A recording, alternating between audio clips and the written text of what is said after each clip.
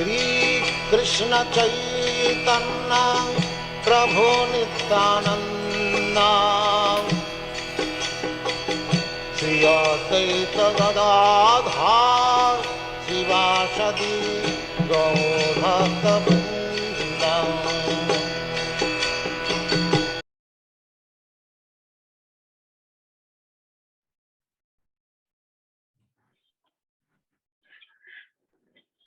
Hare Krishna, everyone. I hope you can see my screen and hear me. Yes, Prabhuji, all good. Yes. So let's start with the Module1.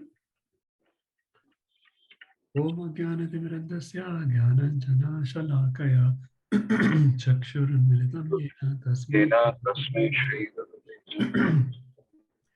Chaitanya Manobhistam Sthapitam Yena Bhutale Swayam Rupa Kadamahyam Dadati Swapadantikam Vandeham Shri Guru Shri Yutapatikabalam Shri Guru Vaishnavansha Shri Rupam Sagrajatam Sahigana Raghunathanvitam Tam Sajivam Sadvaitam Savadhutam Parijana Sahitam Krishna Chaitanya Devam Shri Radha Krishna Padan Sahigana Lalita Shri Vishakhanvitamsha He Krishna Karuna Sindhu Dina Bandho Jagatpate Gopesha Gopika Kanta Radha Kanta Namastate Tapta Kanchana Gaurangi Radhe Vrindavaneshwari Vrishabhanu Sate Devi Pranamami Hari Priye Vancha Kalpatarivascha Kripa Sindhubhya Evacha Patitanam Pavanebhyo Vaishnavebhyo Namo Namaha Jai Shri Krishna Chaitanya Prabhu Nityananda Shri Advaita Gadadhara Srivasadi Gaura Bhakta Vrinda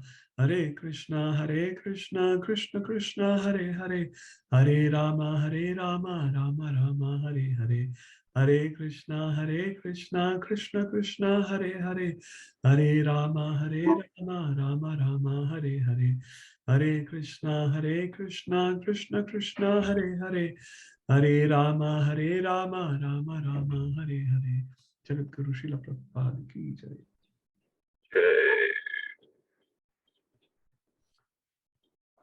Hare Krishna, everyone.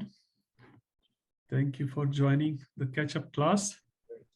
So this class is what we missed out on 14th of August.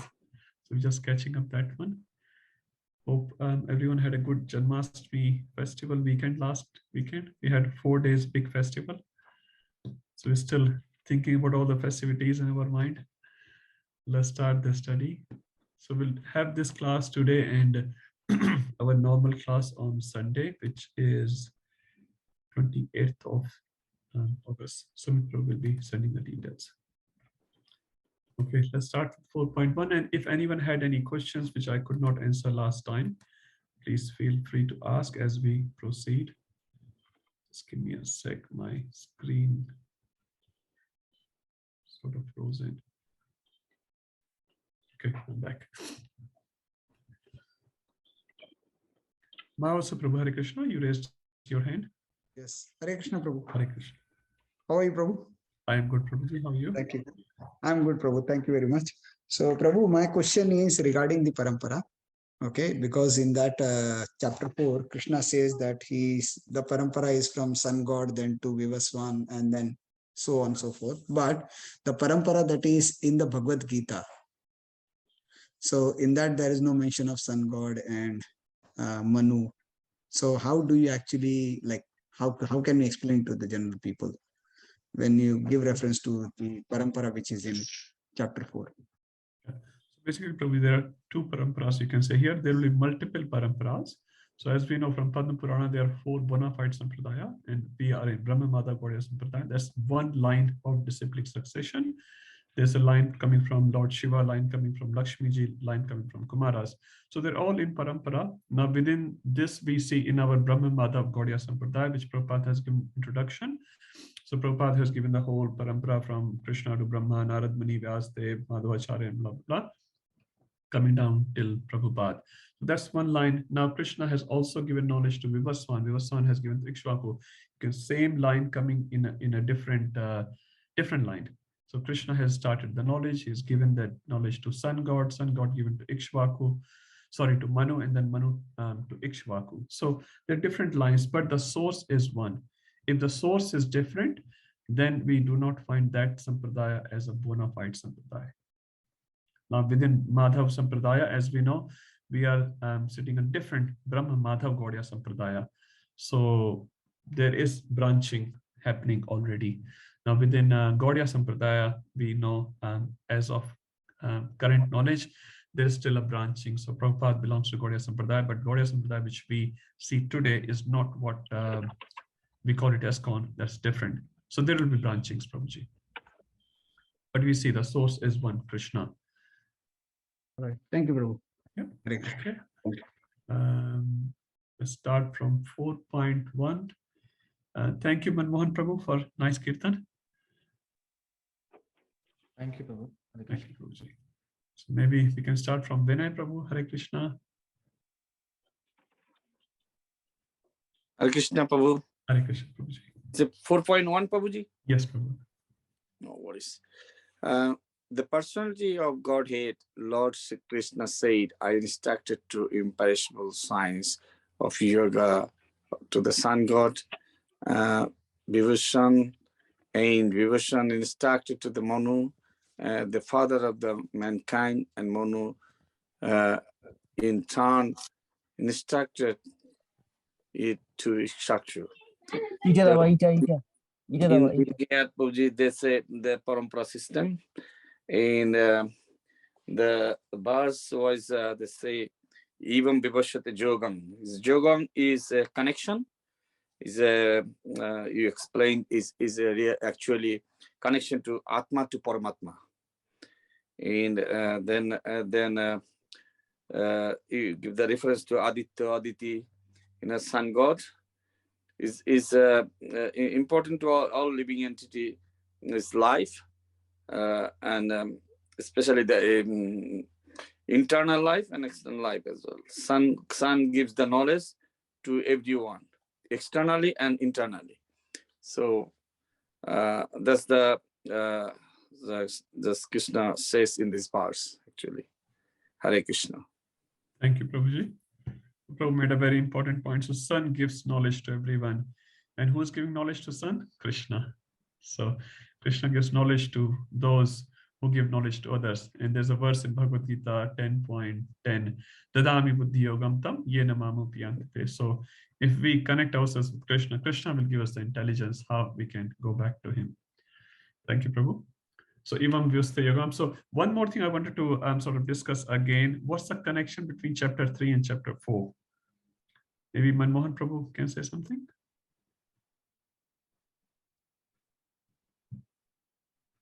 Oh, can't remember exactly. I was not in the last class as well. Sorry. That's okay, Prabhuji. That's all right. We have Rasanand Prabhu and Vijay Mataji. Yes, Manmohan Prabhu, you are saying something? I think it was the last question when Krishna was explaining about the the biggest enemy is lust, and to curb that enemy, that should be the goal, to fix the mind upon Krishna. So then I think the connection is that he's just trying to tell how to, the knowledge that was given previously, and this was broken, that succession was broken, and so it is being re-established now, and the knowledge is being given again. So that's my understanding between the two, the last portion and the reference to the prior shlokas. Yeah. Yes, you're almost there. Rasanand Prabhu, would you like to add something else? I think that's the one, true. I mean, the lust or the bondage, what we are having in this material world. So Krishna is trying to give the transcendental knowledge to us about himself. Yeah. Because the previous things talks about your Nishkama Karma Yoga. We should work without attachment. Yeah. So the lust is the one is trying to, make us with attachment. Now, I think this Krishna is giving you transcendental knowledge for us so that we can have the Jnana Karma Sannyasa Yoga. Thank you. That was the second point I was coming down to. So just basically, just sort of putting in one sentence together. So in the previous chapter, as Manmohan Prabhu and Rasanand Prabhuji said, lust is our eternal enemy. And how do we deal with that enemy? And what does this enemy do? It does the avrat. It covers the knowledge of the living entity. So if the living entity is already knowledgeable, someone is covering the knowledge. So how do we cut that avran? How do we cut that covering? Just by the knowledge again. So with the knowledge, the covering will be removed, covering of lust will be removed, and then the living entity will again become enlightened and again understand their own eternal position. So that's sort of a connection between chapter 3 and 4. Now, chapter 4, what's a Sanskrit name, which Rasanand Prabhu already mentioned. So chapter 3 is very easy, Karma Yoga. Prabhupada also translated in English Karma Yoga. And chapter 5, Jai Prakash Prabhu or Manmohan Prabhu. Action knowledge. So Sanskrit word will be Karma Sannyasa Yoga. Huh? Yeah, So actions in Krishna consciousness. That's what Prabhupada said. And the chapter 4 is Jnana Karma Sannyasa Yoga. Huh? So it's giving knowledge. And then chapter 5 will explain how do you work in that knowledge. Huh? So that's why Prabhupada called this chapter in English Transcendental Knowledge, Jnana Yoga, you can say. So now in this Jnana Yoga, the first thing, as Vinay Prabhu just explained nicely, talking about the parampara, and Krishna saying, I gave this knowledge to Vivaswan. Vivaswan is the sun god at this stage.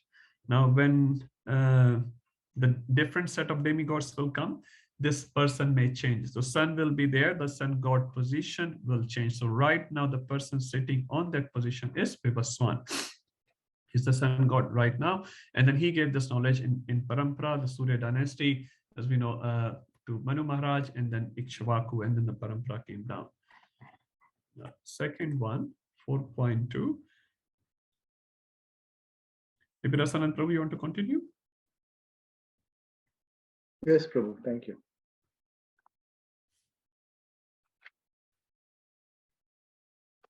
So, verse number 2. This supreme science is thus received through the chain of disciplinic succession, and the saintly king understood it in that way. But in the course of time, the succession was broken, and therefore the science as it appears to be lost. So this is in continuation to the previous verse where, it's told that it's here, knowledge is being given, history of knowledge was given in the verse number 1. And now why it has been re-spoken here, that's what Krishna is trying to tell here. And why he is trying to give it to Raja Rishis, that is saintly kings. So the words like the yoga, which has already been made, that is the knowledge about the Supreme, connecting to the Supreme, and Sakalane Mahata. So this, after a long period of time, in course of time, this such knowledge is getting lost. So again, Krishna says, I'm going to tell this. So this knowledge is coming in parampara, by disciplining succession, it is coming. So, and it is actually received through disciplining succession. So that has been broken, and therefore the science appears to be lost. So, and Prabhu, you also mentioned few things like how the knowledge, this knowledge actually was spoken during Dwapar Yuga, when the Mahabharata was happening. So even at that time, it was felt that the knowledge was lost. Now, what is the condition of us in Kali Yuga? What situation we are in, and I think you also talked about the various intuitions like people have during that time, like how you mentioned about one of the king when he saw Sakuntala and he was so much attracted. So he was saying that you are not from a Brahminical family, probably you're from a Kshatriya family. Actually, she was Vishwamitra's daughter. And similarly, he said about Kunti Maharani wanted the children to share whatever the gift they brought, like actually they brought in Draupadi. And the other thing you were mentioned about how Lord Ram told Lakshman that he had a feeling that he will marry Sita. But I really didn't link it. How it's the intuition, or I didn't get the point of that. So I'll explain the term Raj Rishi. So the Rajas, the kings in the Vedic culture, were very, very great saintly people. They were not just people who are after fulfilling their lust and that's how they become the king. They were really very high qualitative kings sitting on that position just to serve the citizens very nicely. So we're discussing the word Raj Rishi. Okay. So Raja, generally speaking, just the word Raja, literal translation will be one who is a king of the outside world, and the Rishi is the one who's the king of the inside world. He has full control over his mind, full control over his senses. When you combine these two together, Raj Rishi comes, which means he's the controller of the external world as well as the internal world, which is very important. Now, in our position, we can't say that. We are neither the controller of the external world nor the internal world. Huh? We are weak from both perspectives. But those kings that time, they were really very high caliber kings, very, very high caliber kings. For the Bharat Maharaj in 5th canto, 1st chapter, it says in Srimad Bhagavatam, when he was very young, around 27, 28-year-old, he had beautiful queens, he had sons and daughters. He was the king of the whole world. The whole citizens loved him like anything, but he quit everything at that young age, including his own personal family and own kids, just like a man quits the stool after passing. We don't relook at the stool. Oh, I'm attached, it's a portion of my body. No one is attached to the stool. So Bharat Maharaj quit his own family, his own kingdom, all the treasury and all the power and control, just like a person quits the stool. This is written in Bhagavatam. So they are the Raj Rishis. And we get the ownership of a little position in a company, we become attached. Huh? It says, unless someone shoots us, we don't leave the kursi, we don't leave the chair. People have to shoot. Many prime minister, if not all, got shot. Then they left the chair. Otherwise, they will just stuck. They're shaking. Someone has to help them to get into the car. But they are so much attached to the chair, the kursi. So these Raj Rishis were very, very different, very, very different. They could just leave. Overnight, they will just leave and you will not find the king anymore. The prince will become the next king. They were so unattached to that position and power. That's what we were discussing. Thank you, Prabhu. Thank you, Prabhuji. And one more important point which Prabhupada makes here, Nashtaha Parantapa. So that Nashta, what does Nashta refers to? Scattered. Is scattered. So it's still remnants were there, obviously, especially in the time when Krishna is speaking right now in Dwapar Yuga. So Nashta is not destroyed. The knowledge is never completely destroyed. It's just scattered here and there. But the main system is lost. So Krishna is here again to reestablish that system. And this time with Arjuna. Now, Mahasa Prabhu asked that question of Parampara. So Prabhu, here you can see the third Parampara, just in this context of Bhagavad Gita. We spoke about Parampara from Krishna to Brahmaji and Narad Muni, that line, Krishna to Vivaswan, that line, now Krishna to Arjuna. So there will be multiple lines, but as far as the source is Krishna, that is valid. Okay. Sorry, Prabhu. Yes. Just to add to the same point. So even Arjuna is kind of a disciple. I mean, he's directly received the transcendental knowledge. Yeah. Even though he has not probably preached externally, but he took that instruction and he tried to fight the battle with King Krishna's instructions. So effectively, he is also kind of in the parampara, but he has not externally probably not preached, right? So how do we? He's definitely parampara, not probably. It's definitely he's Krishna's disciple, and this is the verse right now we are looking. Why Krishna chose Arjun to receive the instruction of Bhagavad Gita? So he's definitely the parampara. He is the disciple, and Arjun also says in 2.7 that I have taken surrender unto you. So please help me. Shishasteham sadhimam prapanam. I'm your shishya. I'm your disciple. So that's 2.7. So definitely parampara. And how he is preaching? Right now he is preaching. Only because of Arjun, Bhagavad Gita came, and we see millions of people are reading due to Arjun being in the forefront of receiving that knowledge. Thank you, Prabhuji. Priya Mataji, Hare Krishna. Oh, Hare Krishna. I just wanted to do my best. I wanted to just give my understanding of the other one, the verse. Yes, Mataji. Oh yeah, when you're starting 4.3, you're starting. Oh, please, Mataji. Oh, okay. You want to do that? I'll try. Yes. Sure.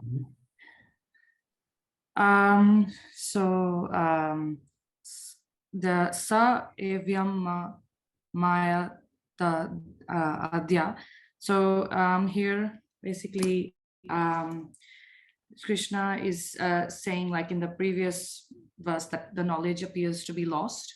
So here now that he's saying sa avyamanta adya, so he's saying to Arjuna that I'm re-establishing this knowledge and giving it to you. So today he's giving it. So adya is referring to today. And then he's saying yoga prokta Puratana. So he's saying this yoga, which is the science of God, Prokta, I'm speaking to you, which is considered very old, Puratana, very old, time in which is in time immemorial, you could say. And then why I am choosing you to give this knowledge is because Krishna is saying to Arjun that Arjun is his devotee, so you are my devotee. Bhakto si me Saka Cheti. So Bhakto is he's the Bhakta, and you are my friend. So Saka Cheti. So that's what he's saying, referring to him, because he's his devotee, Bhakta, Sakha, his friend. Therefore, Rahasyam, he Atad Uttamam. So this transcendental mystery can be then understood by Arjuna, being his devotee and friend. Thank you, Mataji. Very nice.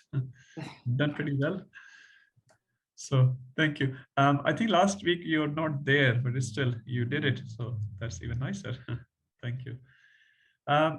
Few more points we discussed in this particular verse last week. Maybe I can go to. Oh, sorry, Prabhu, I forgot to mention. Also, you mentioned the one that the reason why Arjuna was given. Sorry, the others who were not given this knowledge, like you mentioned that in Yudhishthir, he was passive because he let anything happen to him. So he was in a passive state, and Bhima was very aggressive. So Arjuna was given this because he was also very assertive. So he was able to balance the passive and assertive state. So he knows what to do and when to do that. So he can find that balance, whereas the others were not able to. Thank you, Mataji. Very nice. So we are supposed to be assertive. We are not supposed to be aggressive every time something smallest happens and we start fighting or disagreeing with the other party. Passive, anything, say something, does something, we just no. We're not like that, but assertive. Assertive means when the situation demand to be aggressive, we can become aggressive.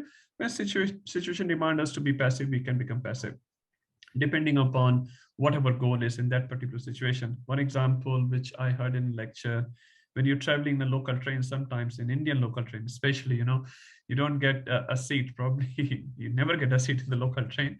But when you're traveling from A to B, if the journey is 15 minutes, you can squeeze yourself somehow, if someone is even a little pushy, it's only 15-minute journey. It doesn't worth, disagreeing or fighting with others.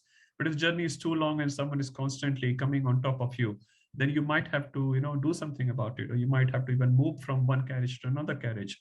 So depending on the situation, you decide, but your goal is very, very clear. I'm journeying from A to B. So B is my destination. For that destination to safely achieve what I should do, that is called assertive. Passive, even if I miss B, it's all right. Aggressive, even the smallest thing happen, you don't need to get involved, you still get involved, and you waste a lot of time and a lot of your consciousness. So we are supposed to be assertive, as Arjun was. And then Krishna chose Arjun to receive that knowledge. Okay, 4.4. Vijay Gopi Mataji, would you like to? I'll try, Prabhu. I didn't attend last class, but I'll just try now. That's okay. If you don't want, that's also okay. I'll try, Prabhu. Okay. If you permit. Arjuna said, "The sun god Vivashwan is senior by birth to you. How am I to understand that in the beginning? You instructed this science to him." So here Arjuna is saying that he's having a doubt, saying that sun god Vivashwan, that is Param Janma Vivashvate, like the sun god Vivashwan is superior to my birth. And Aparam Bhavato Janma, I am just junior to Vivaswan. So how do I understand that you have imparted this knowledge to Vivaswan? So here, what I feel like, what I think is like, Arjuna is not asking Krishna, like, Krishna, what you're saying is wrong. But whereas he is put in the submissive position by saying that, how am I able to understand? I am not able to understand what you're saying. So can you please instruct me again? How it is possible that even Vivaswan is, senior by birth to me, but he is superior by birth. Like, how can you imparted knowledge to him, like previous to me? Thank you, Mataji. My Thank you. understanding. Yeah, no, thank you. So basically, Arjun is expressing his doubt here. Now, if you go back to the third chapter, I think 38th verse, where Krishna is saying you should not express doubts. You remember? So one who are Shraddhavan, one who has faith, they come out of the karma bondage. But here Arjun is expressing his doubt. So expressing doubt is not a problem. Prabhupada says asking questions is a sign, one sign of intelligence. Not every time you ask a question, don't act on it. So that's not the sign of intelligence, that's the sign of arrogance. But here Arjuna is asking in a very humble and submissive mood, Katham etad vijaniyam, how I am to understand that. So obviously questions are allowed when they are in submissive mode. Tadvidi pranipaten preparation is sevya obdekshitite jnanam jnaninas tattva darshana. So when we approach a spiritual master, our first position should be humble, submissive, not a challenging attitude. Then a spiritual master can impart the knowledge to us. And two words important here, aparam and param. So para refers to transcendental, upper, outside, and apara refers to Prabhupada writes as junior. So because Krishna and Arjuna, externally speaking, are of same age group. That's why they are sakha, they are friends. Okay, let's move to the, what is the connection between 4.3 and 4.4? That we understand from 4.1. Basically, when Krishna is saying, I gave this knowledge, so Arjun's like, hang on a second, how come you gave the knowledge to Sun God? You and me are of same age. So how come you gave? And Sun God, as Prabhupada writes in 4.1, I hope everyone is reading the purport before coming to the classes. He gave this knowledge to Sun God 120 million years ago. So pretty old. And Arjun is like, wow, you're only 100 years old like me. How come you gave this knowledge 120 million years ago to the sun god? Obviously, the question is valid. Now Krishna responds, why and how I gave this knowledge to sun god. That is 4.5. What's the last? Jai Prakash Ji, Hare Krishna. Hare Krishna, Prabhu. 4.5, right, Prabhu? Yes. The personality of God had said, many, many births, both you and I have passed. I can remember all of them, but you cannot, O subduer of the enemy. So in this, like Lord is trying to answer Arjuna's question, which has been asked previously, but he's telling there is a difference between the Jivatma and Paramatma, as Krishna being the supreme personality of Godhead. He can remember all the past lives or past incarnations. But whereas as a Arjuna, being a Jivatma, he is kind of limited in terms of what he can remember only one lifetime. That's one. And also, I think you gave an example of sun, how he appears and disappears. So it's similarly, he's still there, but it's only for our eyes. He looks like he is disappeared. Similarly, I think Lord is always been there. That's why he is Aja, unborn. And that's one difference what I remember in the previous. Thank you, Prabhuji. Just take this some Sanskrit as well. So Bahuni me Vyatinani. So Bahuni refers to many, many. Me means me. Krishna. Vyatitani means we have spent, we have passed. Janmani, so many janmas we both have passed. Tav charge, so you and me have passed many, many births. Obviously here birth refers to Krishna as his appearance and disappearance, as Prabhuji said, but for us it is a forceful birth, given by the material nature. So Tani Aham, of those, all these different births, appearances, Tani Aham, Ved Sarvani, Ved refers to the knowing, Sarvani refers to all of them, I know them. Natvam Metta Parantapa, but Arjuna, you do not remember them. So Arjun's a side question can be again, why do you remember everything and I don't? That Krishna will respond in 4.6, explaining his qualities which are common with Jiva as well as uncommon with Jiva. So 4.6. Sakhi Radhika Mataji. Hare Krishna, Guru. Hare Krishna. Although I am unborn and my transcendental body never deteriorates, and although I am the Lord of all living entities, by my internal energy, I still appear in every millennium in my original transcendental form.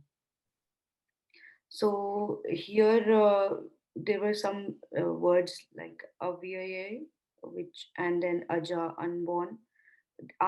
Krishna is answering Arjuna's question, like doubt or question in 4.5 from the question 4.5, which was asked. Krishna is answering here. So here Lord is telling that I have a transcendent, like how I am different from you and how I Atma Maya, by my internal energy. We discussed about the internal energy here. I forgot, like I've got just glimpses. I forgot that how. I don't remember, Prabhu. That's okay. That's okay. You have covered many points. So the first 2 points written in the first lines, Aja and Avyaya. So these two characteristics Krishna is telling, I have and you have as well. So Jivatma is also Aja, is unborn. There's no DOB for the soul. There's a DOB for the body, so date of birth, and there will be a date of expiry, but for Atma, it doesn't exist. Avyay, imperishable. So Atma was never like a baby Atma and then the youth Atma, then the, a 40-year Atma, not like that. So Atma and Paramatma, in that perspective, they're both Avyay, they're both imperishable.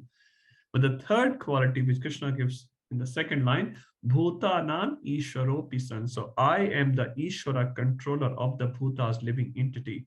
So can we apply the third quality onto the Jivatma? Is Jivatma the controller of other Jivatmas? No. So this is a distinguishing feature which Krishna is giving in this particular verse, that I am the controller of the Jiva. So Prabhupada writes, although I'm unborn and my transcendental body never deteriorates, I am the Lord of all living entities. So that's the three qualities given by Krishna. And because of that, what happens? Prakritim sam adhisthaya. So Prakritim here refers to the nature. So Prakriti can refers to the material nature or a nature. Swabhav in Hindi or Sanskrit, they say Prakriti.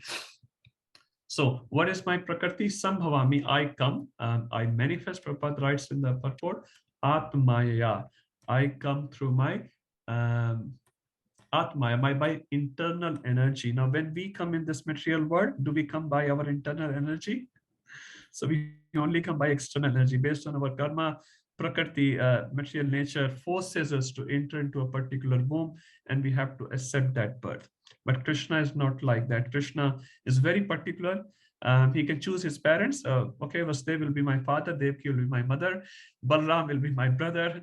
He can choose everything. I'll appear in Mathura, then I'll go to Gokul. He can do everything. He can appear in the 400 form. So if you come, and when he appears, he has a mukkud, he has a crown, he has a full-fledged hair. You see a 1-year-old child here, doesn't have much hair, but Krishna, when take birth, he has full hair. He's holding Shankh, Chakra, Gada, Padma. He converts from 400 form to a 200 form. He also tells 3 previous births for Devaki and Vasudev. That's why he is Bhutanam Ishwaropi San. We are not. So there's a difference. So when Krishna comes, he comes by Atmaya. He comes by his internal energy. And the word Sambhavami does not refers to the creation. It refers to the manifestation. Creation refers to, I create something, a car or something. But appearance and disappearance, as Jayaprakash was saying, for the sun. So Krishna also, he appears and disappears. Okay, let's move to the BG4.7 and 8, one of the most popular verses in the outside world. Who is the next one who was present? Mahavasu Prabhu, you were there last week. Yes, Prabhu. Hare Krishna, would you like to do that? Hare Krishna. Yes. So in this verse, but the translation is, whenever and wherever there is decline in religious practices, O descendant of Bharata, and a predominant rise of irreligion, at that time I descend. Prabhuji, So, can I, sorry, just stop you for 1 second, please. Sakhi Mataji, you have a question related to the previous yes. verse? Yes, Prabhu, I was just curious. You just now mentioned that, like, do we have internal energy, but we do not come. Yeah, so we are, so Yeah. there are 3 different types of energy of Krishna. So one, okay, there are many energies of Krishna, 3 primary energies which Gaudiya Vaishnava Sampradaya follows. So one is internal energy of Krishna, one is external, and one is marginal. So internal is the Yogamaya, you can say in short.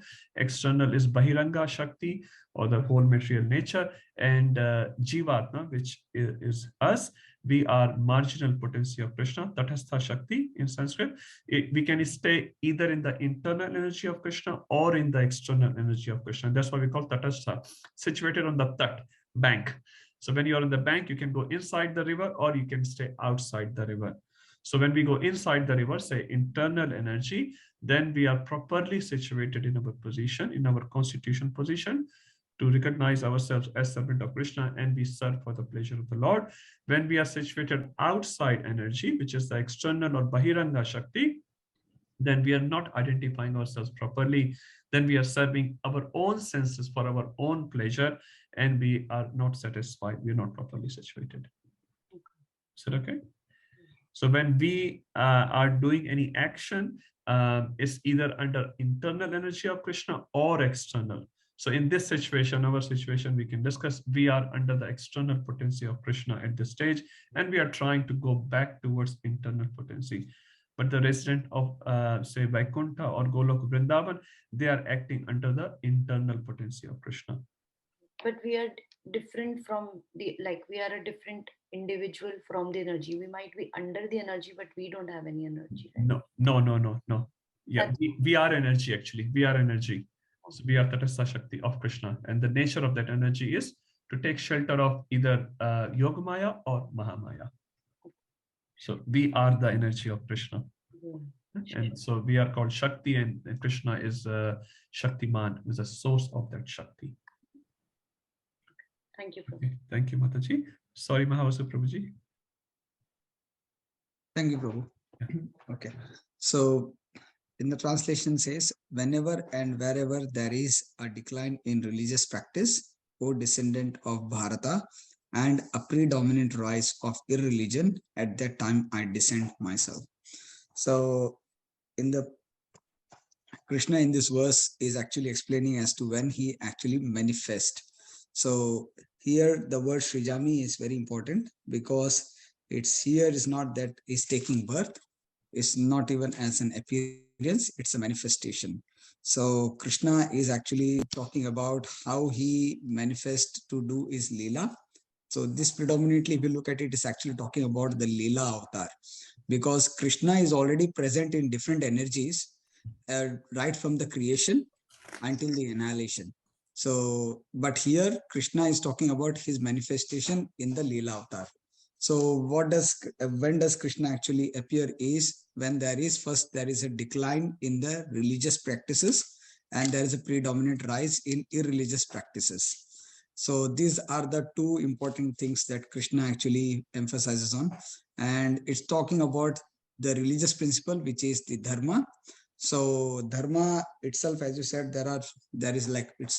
it's a very big word. There got so many connotations to it. But one of them, as you explained, was the Swadharma and the spiritual dharma. And the spiritual dharma is further can be also explained as Bhagavata dharma, Atma dharma, but Atma dharma on the understanding of our connection with the Supreme Lord. Then it is actually spiritual. But if it's not on the spiritual ground, it's just on understanding what a soul is, then it's just only like Atma Dharma, but not on spiritual ground. So Krishna here comes here to establish the dharma, so that he can actually make sure that the dharma holds its position to run the creation. So here this dharma is all about how the creation is managed by Krishna, and he takes the avatar, he manifests himself so that he can teach, and he can again re-establish the dharma. Thank you, Prabhuji. Thank you, Prabhu. Vijay, Gopi, Mataji, Sanan, Prabhuji, Hare Krishna. Hare Krishna. Prabhu, quick question. Yes. This verse is talking about a decline in religious practice, and other side predominant rise in his religion. So both looks to be similar, right? So what is the difference in them? In Vishnu Puran, we have this verse, Vismratyo Satitam Vishnu, Vismratyo Jatachit. So we should remember Vishnu all the time and never forget Vishnu. So it's the same thing. So one is a positive statement given, one is a negative statement. Now you can say from the positive when you say Smrityo Satitam Vishnu. So Satat refers to all the time. So there is no gap there. But still our acharyas put that extra line, Vismrityo Najatuchit. So that means you should never, ever, ever. So re-emphasize is given, basically. Hare Nam, Hare Nam, Hare Nam, Eva Kevalam. So 3 times. What's the meaning of 3 times? Emphasis is given. So meaning is same, emphasis is given. So very clearly is saying whenever the dharma, the religious principles goes down and a dharma is on rise, because down and up is always a relative term. So down, when we say down is down in relative to something up. When we say someone is up, what does up mean? Relation to someone else. You remember that story of Akbar and Birbal, which Prabhupada quoted many times when Akbar asked his courtiers to draw a line. He just drew a line and he said, can you make this line smaller without touching the line? So everyone was struggling. How can I make this line smaller without touching the line? And then Birbal came and he drew a very big line just parallel to the original line. And then that line automatically became smaller. Just like that. So always a relative terms is used. So up and down, they're in relation to dharma. Okay. Yeah. Coming back to Mahavasa Prabhu, thank you, Prabhuji, for nicely explaining. So one thing very quickly, which I think you have mentioned. So in the 4.6 says, Sambhavami Atmayaya, I come through my transcendental potency, through my internal energy in this. So when do I come? So this is the verse for when do I come, 4.7. So yada idai dharmasa glani bhavati bharata. Now another important point which Mahavasa Prabhu mentioned about Leela Avatar, we'll talk about that Leela Avatar in 4.9 very soon. I wanted to expand that term Leela and Avatar both. Okay, let's go to 4.8. Who was there last week? Maybe Sonia Mataji, would you like to do 4.8? Hare Krishna, Prabhuji. To deliver the pious and to annihilate the miscreants, as well as to re-establish the principles of religion, I myself appear millennium after millennium. So, Prabhuji, in this one, it is mentioned that when Krishna. So it's based on Krishna is basically telling that about the incarnation, and to re-establish the principle of religion, he comes millennium after millennium, and you explained it as by giving an example of Prahlad Maharaj when he was chanting, and Narsimha Dev came whenever so he comes millennium after millennium to help the devotees. And also Ram came to kill Ravana. That was another example that you gave, and you also mentioned that Rama didn't have to come to kill Ravana. He could have easily killed Ravana, with his energy, or he didn't have to come personally, but just to have the religion formed and have faith amongst the devotees, and so that devotees can relish the Leela and meditate on the avatars that he has taken and the pastimes that he has done. So we all can meditate on him, and that's the reason he comes religion millennium after millennium, to make that religion strong and to have more faith amongst the devotees. So that's what we mentioned. So he come basically to interact with his devotees. The main reason for Krishna to come is to interact with his devotees, and to remove their fear as well. You mentioned that, when Kamsa was trying, when Kamsa came to kill Krishna, and that was the main reason that Krishna didn't even only come to have faith amongst the devotees, he also came to remove the fear amongst the devotees as well. So, and also we mentioned about the Krishna's little form when he killed 6 days after he was born, he killed Putana, and Putana was 18 kilometers high. So that's what we mentioned. And and we all relished the Vrindavan Leela, and Krishna came. And if Krishna would not have come, we would not have got so much strong faith, if we would not have heard so many stories and pastimes about Krishna. Thank you, Mataji. So this verse is basically talking about why he comes, and the reasons given obviously are valid, but our acharyas explain they are not the internal reasons, they're the external reasons. So 3 reasons are given. Paritranaya sadhunam, so I come to deliver the sadhus, the devotees, vinashaya dushkratam, to annihilate the demons, and dharma sansthapanarthaya. So the examples given here, paritranaya sadhunam, to deliver the pious. So pious is already delivered. Like Mataji was giving example of Prahlad. Prahlad was already delivered. There's nothing else needs to be done on top of that. That you're not perfect as yet. No, he was perfect. So again, that's not a primary reason. Vinashaya Dushkratam, Mataji example of Ravan and Lord Ram. Lord Ram doesn't have to come all the way down to this an insignificant universe like ours. Why our universe is very insignificant? Our Brahmaji only has 4 heads. It says this is the smallest, the minimum number of heads a Brahma can have, which is the 4 head. So we are very, very insignificant universe. And the other universes, Brahmaji have 10 million heads as well. Now, how does it work? Don't ask me, but they have. That's what Chaitanya Charitamrita says. So 10 million heads of Brahma. So you can imagine the size of their universe and our universe.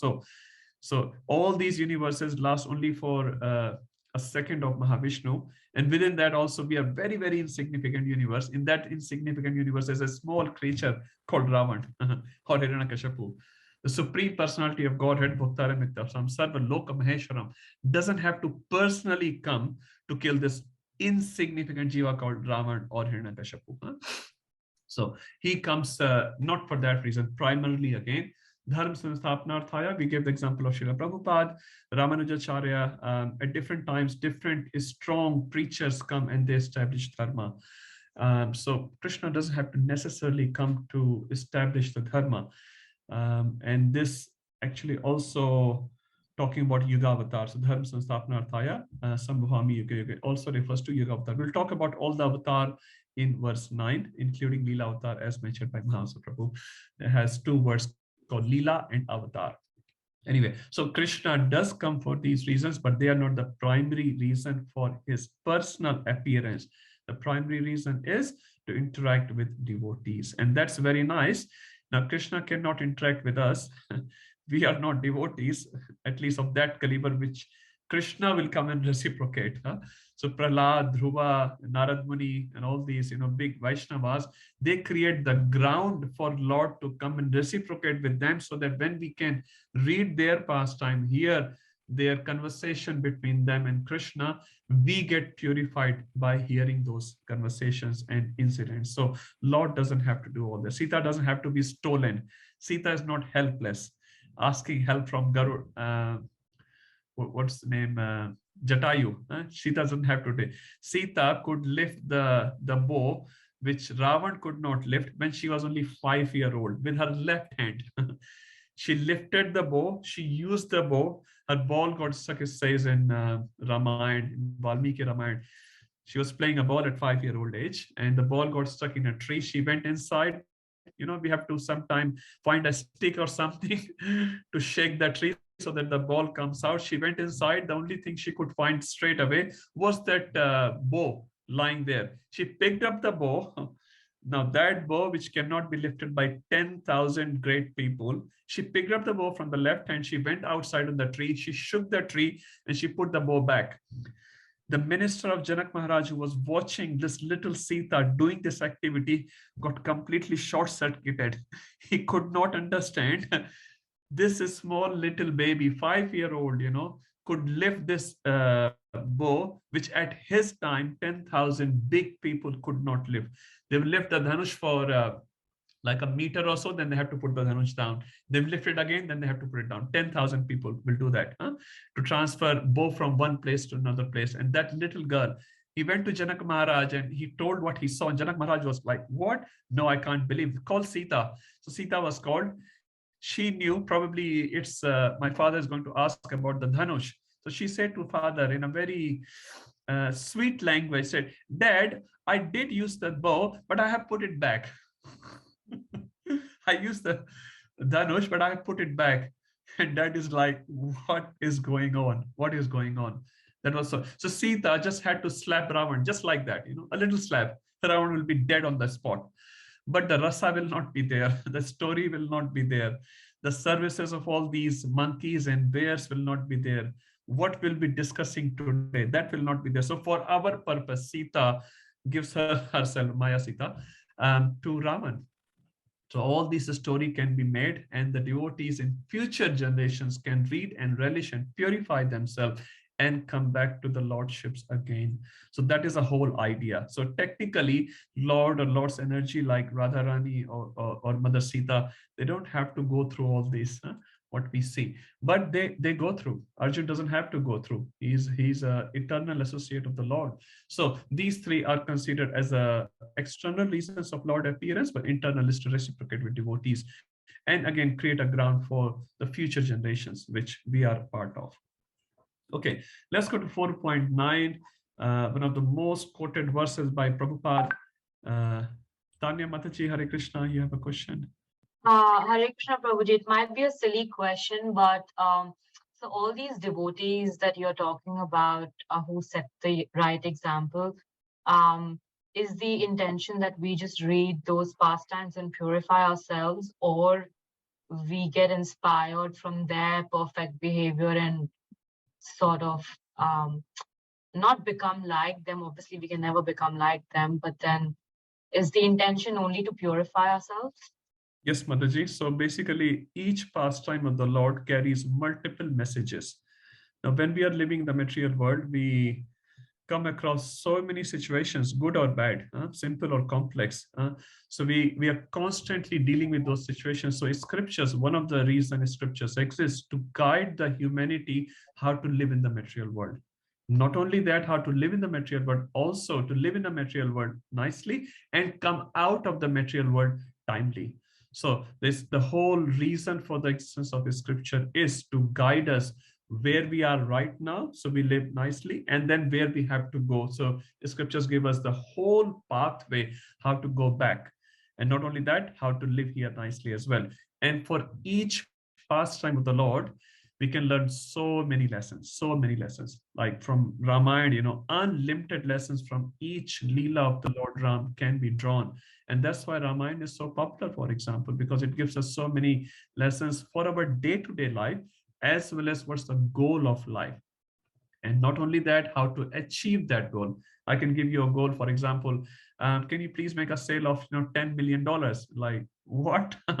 Is it really possible? Then I'll tell you how to do it. Isn't it just a complete lesson? So I give you the goal, also I give you the path. So Lord gives us the goal as well as the path. Now you can say, okay, I'll get $10 million, say after a month or so, but what about now? I'm hungry. I need some shelter. I need some support. I need some friends. So Lord says, yes, that's fine. I'll give you friends here in the material world. I'll give you a guru. I'll give you a spiritual master. I'll give you temple. I'll give you scriptures. I'll give you my leelas. By that, if you follow the process nicely, you can come back to me. So Lord gives the whole package through his Leela. Is it okay? Yeah, thank you, Prabhuji. Thank you, Tachi. Samit Prabhu or Sonia Mataji?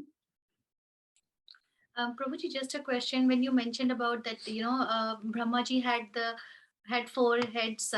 Brahmaji have four heads in this universe, and these are the minimum number of heads. And I've heard that millions and trillions of heads in other universes Brahmaji has. So, like, if Brahmajis can be many Brahmas in different universe, so Lakshmi also, are there many Lakshmis and many Shivas as well, Prabhuji? Or is it just, how does it work? Like, or is it just one Lakshmi? Because I heard somewhere that Lakshmis are also many Lakshmis. Yes. I was not sure. I thought I'd clarify it with you, Prabhuji. Just out of topic, but I'll just quickly answer. It's a big topic in itself. So the source is one, always one. So when you talk about the source, that's why we call Krishna as the Supreme Personality of Godhead. Lord Ram is also the Supreme Personality of Godhead. Balramji is also sometimes referred to as Supreme Personality of Godhead. But we know from Brahma Samhita, the source, the original candle is one, that is Krishna. And from that Krishna, Narayan, Ram. Actually, I was looking at the previous one. I'll just say, Prabhupada actually has quoted that in 4.8. No, actually, one back. Advaitam Achitam Anadi Anantarupam Adyam Purana Purusham Navyognam Cha Vedeshu Durlabam Adurlabam Atmabhaktam Govindam Adi Purusham Tamam Bhajami. Prabhupada quotes that in this, where is it? Here, sorry, 533 Prabhupada quotes in 4.5. So Krishna has Advaitam Achitam Anadi Anantarupam. So Krishna has Anantarupa. Similarly, goes for Radharani. It says Lakshmi Ji is an expansion of Radharani, and Lakshmi has multiple types of Lakshmi, but you should understand the source is one. They manifest in different forms. I think Asim Prabhu took a class and he explained, I don't know, 7, 8 different types of Lakshmi.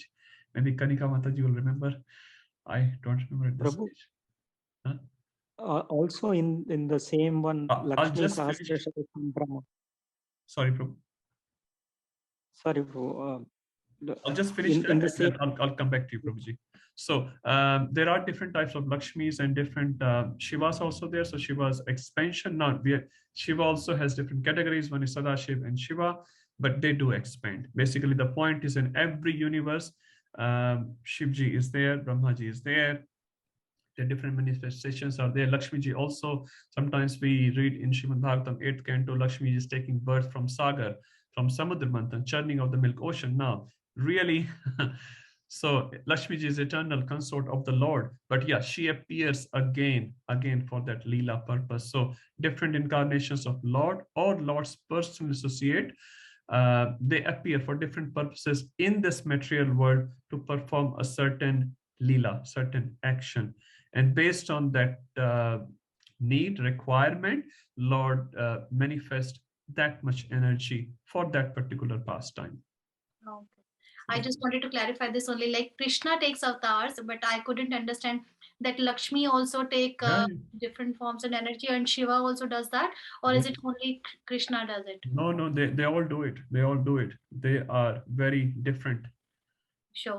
Yes. Yeah, but Krishna is the topmost, is the fountainhead. And that's why Prabhupada called Krishna in English Supreme Personality of Godhead. Now you can say God is enough. Why Godhead? Because there are multiple gods. Even within Krishna, Vishnu Tattva, you see that Narayan is also God. Lord Ram is God. Narasimha is God. But who is Godhead? That is Krishna, like fountainhead, river head.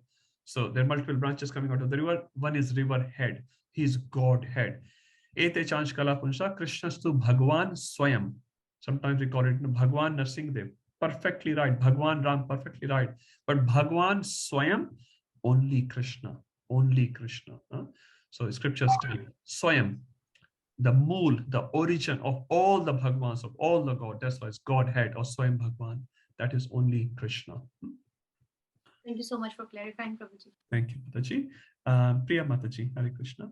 Hare Krishna, Prabhu. I think just with regards to Mataji's question there. So even Lord Brahma is residing in every universe as well. I think that pastime is where, when Lord Brahma was having some false ego in that way, and he was saying that he's the only one primary Brahma, and then he manifested, there's so many other Lord Brahmas were manifesting So then Krishna was there to kind of bring him to his senses in that way. Is that where we make that connection? Yes, Mataji. So that's one of the sources of that information, that there are multiple Brahmas. In each universe, there's one Brahma. Depending on the size, he will have those many heads. That is in Chaitanya Charitamrita. Yeah. Thank you, Mataji. Jai Prakash Prabhuji, you were saying something? The same thing, Prabhu. In the Brahma Samhita, I think at the end there is a shloka which says, Lakshmi Sahasrashata Sambrahma Sevyamanam Govindam Adipurusham. So just Lakshmi Shahastra, actually, thousands of Lakshmis. But that should be understood. There's one Lakshmi, and then from that Lakshmi, many manifestations of that Lakshmi come. But in hierarchy, when we talk about this Sahasra or many Lakshmis, we have to understand the hierarchy. So in the hierarchy, there's one top, and then expansions are there. Even gopis expand. There are many pastimes on expansions, how multiple personalities expand. Anyway, let's come back to 4.9. Now, we have started this verse. I haven't sort of discussed much about it. So let's look at this verse again quickly. Now, Rupam Prabhu is here. He can quickly translate if he likes. Just a translation of the Sanskrit to English, that will be good. Yes, bro.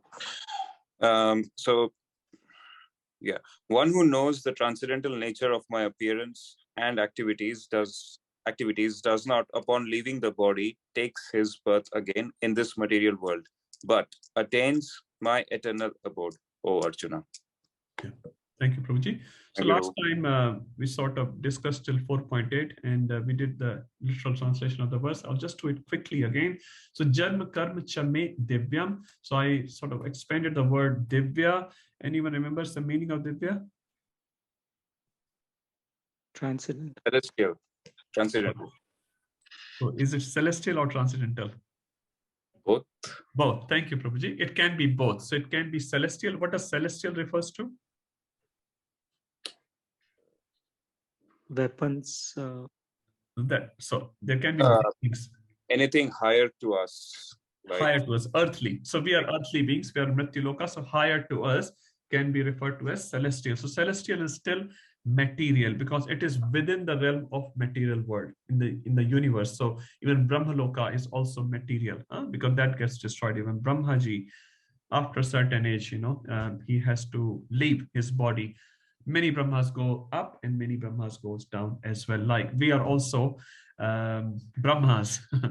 Sakhi Mata is smiling. We are also Brahma, and I can say, "Oh, Prabhu, come on, you are being proud." No, Jagadanand Pandit in Prem Bhavarta says we are all Brahmas. We were all Brahmas, not we are Brahmas. We were all Brahmas, but because of our too much attachment and lording over the material nature mentality, we came down to as a demigod, then demigod to probably a Yaksha, Kinnar, Gandharva, probably coming down. Then when we took birth in Satyuga, we still didn't make it. We got kicked out. We went to Treta Yuga, then we went to Dwapar Yuga. Now we are in Kali Yuga, sitting in 2022 in Sydney, in this small rotten body.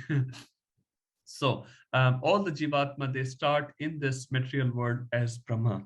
Now, there are explanations on that. We'll not go there, but pretty high position, because when the Jiva falls down, even in a fallen state, a Jiva, which is coming from Vaikuntha Loka, is still very, very high, actually, very, very high. So Divya refers to celestial, which is within the material realm, but above earthly beings, above terrestrial. But another meaning of Divya, which is many times referred in Bhagavad Gita and Srimad Bhagavatam as transcendental. So here Krishna is saying, my Janma and my Karma. Janma here refers to appearance of Krishna, not birth, as we discussed earlier. Karma, the activities are Divya, are transcendental. They're not celestial. They're not just a part of this universe. They are beyond the universe. Evam yo veti tattvataha. So one who knows them in truth, tattvataha. Tyaktva. So what happens to that person? So Bhagavad Gita, many shlokas are like that. First line will be the process, second will be the result. So first is the process, second is the result. So another example I remember, say 10.10, Tesham satatittanam bhajatam priti purakam. The first line is the process. What is the dadami buddhi yogam tam yena mamupyantite. So they will come back to me. I will give them. So you follow the first line, and the second thing happens. 1860, Sardharmanu Parityaja Mamekam Sharanam. That's a process. And what will the result? Aham Tvam Sarva Papebhyo Mokshishami Masucha. So process, result, process, result. So this first is process. Second is the result. What's the result? Tyaktva Deham. So if you leave the Deha, if you leave the body, Punarjanma Na Iti. Punarjanma will not be there anymore. Okay, then Punarjanma will not happen. Then what happens to the soul? Soul is transcendental, soul is eternal. What happens to the soul? Krishna says, Mam Iti. So that soul will come back to me. So this verse is one of the most favorite verses of Prabhupada, and Prabhupada quoted this many, many times because Prabhupada wanted to simply give the philosophy and give the result, and that both are very nicely put together in this particular verse. So what's the philosophy? Philosophy is Janma Karma Chame Divyam. Krishna's activities and appearance, they're all Divya, they are all transcendental. And if we hear them, understand them, apply them, that is Tattvataha, what will be the result? We will not take rebirth again in this material world. Now, what does this verse actually refer to when we call Janma Karma Chame Divyam? So let's go back to understanding this word Divya again, because we have to understand this Divya and Tattvataha. If we understand this, hopefully, we'll understand in truth one day, and then the result will be we will not take birth again. So that's the whole idea. So what is this Divya? So Divya here refers to, many times we see many things in this material world, but they are different than what they appear to be. We see a person in a very nice, I'm just remembering the example of, say, Ravan. Ravan appeared to be a sadhu when he came to kidnap Mother Sita, but was he actually a sadhu? He wasn't an actual sadhu, he was a thief. And he stole Mother Sita. So our external appearance can be very, very different than what our internal motivations are. Similarly, it can happen other ways. Sometimes we see a simple things, but they may not be as simple as they appear to be. Example, let's go back to the Krishna Leela. Krishna appearing in Nanda Gokul as a small baby of Nanda Maharaj and Yashoda Maharani. He steals butter. He catches the tail of the calves. He goes and eats mud. He steals fruits. He is playing some flute. So externally speaking, all these pastimes of Krishna appears to be as a normal pastime of a child. A normal child also does the similar thing what Krishna is doing. Many, many things at least, if not all the things. So, but when Krishna does these things, he is not doing just as a normal child is doing. Why? He is coming, first thing, Atmaya, Sambhavami Atmaya. If you remember from 4.6, he is coming by his internal energy. And when he comes by his internal energy, every action of Krishna, I repeat again, every action of Krishna is Divya, is transcendental, is not of a normal human being. I think someone was speaking just now about Putana's pastime. When Putana got killed, Krishna was only 6 days old. Now, how come a small baby, a 6 days old baby, can kill a demoness, very powerful demon? Putana was not a normal demoness. She was a very, very powerful demoness, and there are stories in Puranas how powerful she was. She could even steal Srimati Radharani. Even the demon killing mantras won't work on Putana. So she was very powerful demon actually. All the demons we see in Krishna Leela, in Vrindavan Leela, they were extremely powerful. They were won over demigods as well. Sometimes even Lord Shiva says, even Lord Shiva could not harm Bakasur. Bakasur, we just read like a bird. No, Bakasur was so strong. Indra's Vajra could not do anything to Bakasur. Lord Shiva's Trishul, the trident, could not do anything to Bakasur. Bakasur was extremely powerful demon. So we're not talking about a small demons here. So when Krishna performed these things, they are called Leela or pastime. Now, when Krishna does sort of a stealing pastime, just one example, and there can be multiple, we should understand that pastime, why Krishna is doing what he is doing. Is stealing makhan. Why do we steal? Because we lack something. I don't have something, my neighbor has it. For example, my neighbor has lots of mango fruits. I don't have mango fruits. So let me go and steal a few mangoes from my neighbor's tree. Just an example. Is Krishna also lacking makhan or butter in his house, and that's why he is sort of stealing makhan. What can be the reasoning behind Krishna stealing makhan? Just one example. Any thoughts? What can be the reasoning behind Krishna's say stealing makhan? When you lose something, you tend to remember it more, like, you don't forget it if you lose something. So when Krishna steals the butter, then the devotees remember him even more. That he is the one who, But positively or negatively? well, in that sense, it will be like, for Krishna, it will be positive only. It can't be Yeah, negative. yeah. My question was, I will repeat again. My question is, why Krishna is stealing makhan? What can be the possible reasons of Krishna, the Supreme Personality of Godhead, stealing makhan? Prabhu, it's just to give pleasure to the gopis, because Pleasure the to the gopis gopis. wanted Krishna to come to their house. Even if he doesn't come for one day for stealing, they may wait for Krishna why he hasn't come to steal. Yes. So just to give pleasure to gopis. Give pleasure to the gopis. That's very nice. More. It also gives a reason for interaction and engagement with their with Krishna's devotees. So, as we have learned, when Krishna used to steal, he used to go in a group. So you get a chance to form a group, lead a group, and also sort of positively trouble others. Yeah. Yes. Very good. Prabhuji, other thing is could be like butter is very soft, and when someone heart will be very soft like devotee, and then Krishna easily take it. Thank you. Very nice. There's so many nice analogies devotees are presenting. Very good.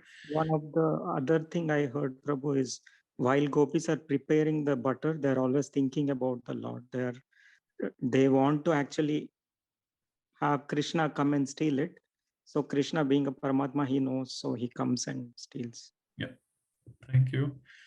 There's so many things coming to my mind as well. I'm just trying to stop myself.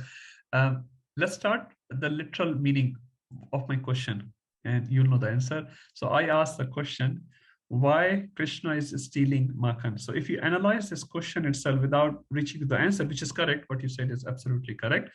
Just come back to the question. Is Krishna stealing? That's the first question. Why is he stealing? Everything belongs to Krishna. Huh? Everything belongs to Everything belongs to Krishna.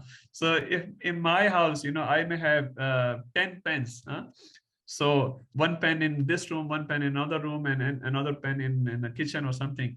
If I take this pen from this room to another room, is it called stealing?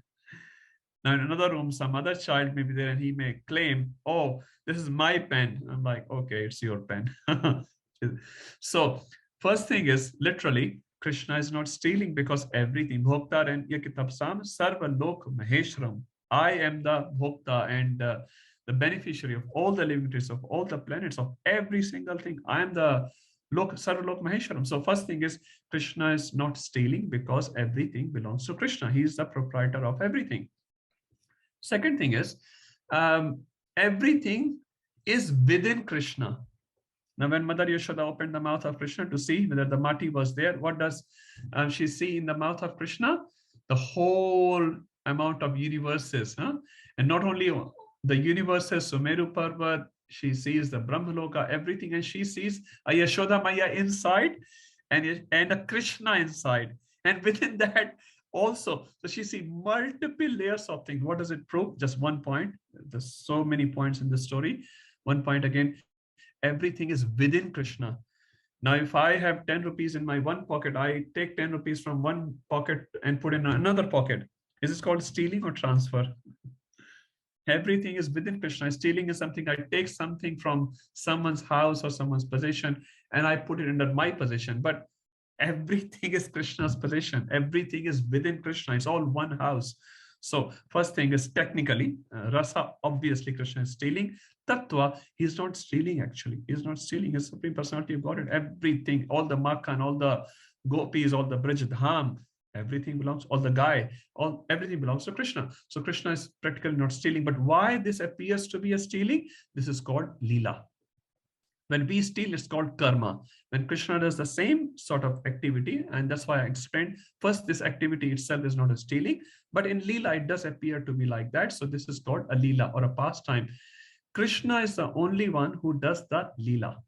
Now, Mahasa Prabhu was talking about this Leela avatar. So let's just quickly look into their different types of avatar. And this is one avatar and one thing we are talking. So what is avatar? So as per Skanda Puran, avatarati iti avatara. Avatarati means one who descends, that is called a avatar. Now we can say I live in on 4th floor, so I descend from 4th floor to the ground floor. I am also an avatar. No, this avatar is technically only can be applied for Krishna. Like the word bhakti can only be applied for Krishna. So there are many things which can only be applied for Krishna. And Jayanti word, for example, only should be applied for Krishna in his incarnations, not for a normal conditioned soul, which in India we hear, this Jayanti and that Jayanti, every day there's a Jayanti. But some words are reserved for Krishna and we should only use that for Krishna. Anyway, so there are multiple avatars which Krishna take. Anyone knows how many types of avatars we have? I'm not going to take a full class on avatar, just very quickly. How many different types of avatar Krishna takes? 24, Prabhuji. 24, that's different incarnations of Krishna. My question is, how many types of avatar? Types. 24 is we can go one by one. Purusha avatar. Purusha avatar, thank you. Leela avatar. Leela avatar, thank you. Guna avatar. Guna avatar. Shakti Avesh avatar, thank you, Prabhu. Manvantar avatar. Manavantar avatar. Yuga avatar. And Yuga avatar. Have we covered all 6 or there's a repeat? 6. I didn't write it, but so there are 6 types of avatar. So as all the devotees explained, so there's Purusha avatar, there's a Guna avatar, there's a Leela avatar, Manavantar avatar, Yuga avatar, and one more, which one I'm missing? Shakti. Shakti. Thank you. So these are the different types of avatars. So when we are talking about this verse 4.9, we are talking about Leela avatar. So in Leela avatar, Krishna is only doing Leelas. And that's why Krishna is also known as Leela Purushottam. Lord Ram is known as Maryada Purushottam. Krishna is known as Leela Purushottam. So when he is doing all these Leelas, which appear to be like a human-like Leela many times, but they are not actually human-like Leelas because Krishna's platform is very, very different. Even in the Damodar Lila, when Krishna is crying and rubbing his eyes again and again, he's running in the fear of Mother Yashoda. We see how come Krishna is running in the fear of Mother Yashoda, although fear personified fears with Krishna. So, and we see in Acharya's pastime that Krishna is not making a drama, he's not making a show, but he's actually fearful of the stick of Mother Yashoda. So how do we understand that? So Jiva Goswami gives an example of a drama. So in drama, we can say there can be 3 parts to it. One is the hero or the actor of the drama. One is the director of the drama. Now, hero does the acting as per the direction of director. Now, who is the hero in our Leela? Is Krishna. And who is the director in this? Is called Yogamaya. So Yogamaya is directing Krishna to do what he is doing. For example, running away from the fear of Mother Yashoda. But Jiva Goswami says there's a third part to it as well. Third part is director is also directing as per the script of the drama, isn't it? So there's a script. For that script, director will direct the actor or actresses, act this way, act that way. So Krishna is the hero. Yogamaya is the director. So Yogamaya is directing Krishna. Now you have to be fearful. And Krishna is fearful. Krishna himself forgets that I'm the Supreme Personality of Godhead for all good purposes, because if Krishna is always the Supreme Personality of Godhead, the rasa exchange will not happen. Mother Yashoda will not be running behind Lord Narayan with a stick. She runs behind Krishna with a stick. So Jiva Goswami explains then who is the script writer? The script writer is Krishna. So Krishna writes the script. Yogamaya, you are the in charge for next half an hour. You direct me to run in this direction. You direct me to run in that direction. You direct me to cry. You direct me to be fearful of Mother Yashoda. Everything Yogamaya is doing under the supervision of Krishna. And that's why we see in the Leela, when Krishna is 6 days old, he's 6 days old boy. He's hungry. He's looking for Mother Yashoda. When Trinavarth comes, he becomes very heavy.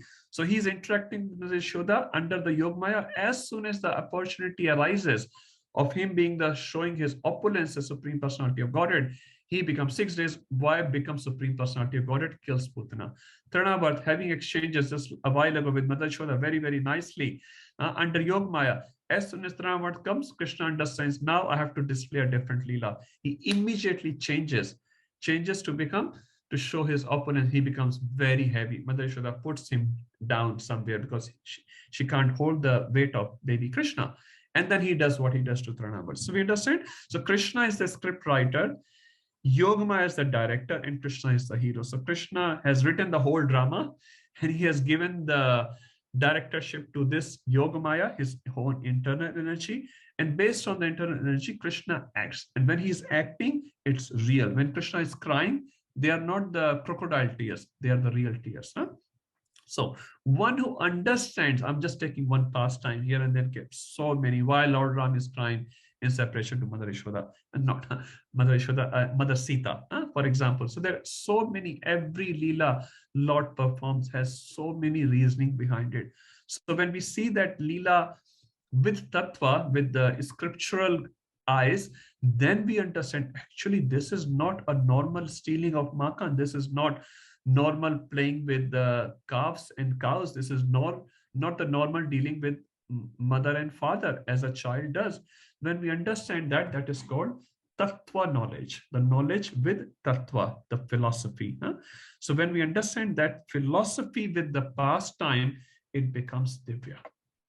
And when we have that sort of Divya knowledge about Krishna with the Tattva, so what is the result? We do not take birth again. Basically, what happens now, many times people criticize Krishna for dancing with so many ladies, for example, this one example.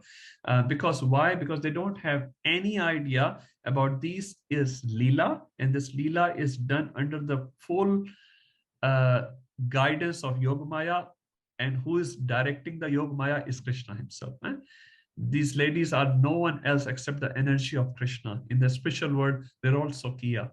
But in the material world, they come and display some pastime, like we go out on a picnic, and at the picnic, we may perform some sort of game just for the fun. With the kids, we can play with a little bat and little ball. I remember in City Temple, Amrendra Prabhuji gave a nice class, Bhagavatam class. And when he came out, I was playing with my boy with a plastic bat and a plastic ball. Amrendra Prabhu joined in our cricket match. And he was hitting the balls like anything. He's a good cricket player as well, just for your information. He literally became like a child, and he was, my son was bowling, I think he was 5 year or 4 year old, and Amrendra Prabhu was the batsman, playing very nicely, just like a kid. So he's performing that sort of Leela. So Krishna also is performing a particular Leela, although his position is very, very great. So when we understand that, we will not take birth again. Okay, does that make sense, this verse? What is this Divya and what is the Tattvataha? So Divya is his Leelas are Divya, and also the action which Krishna performs is called Leela, but we perform is called Karma.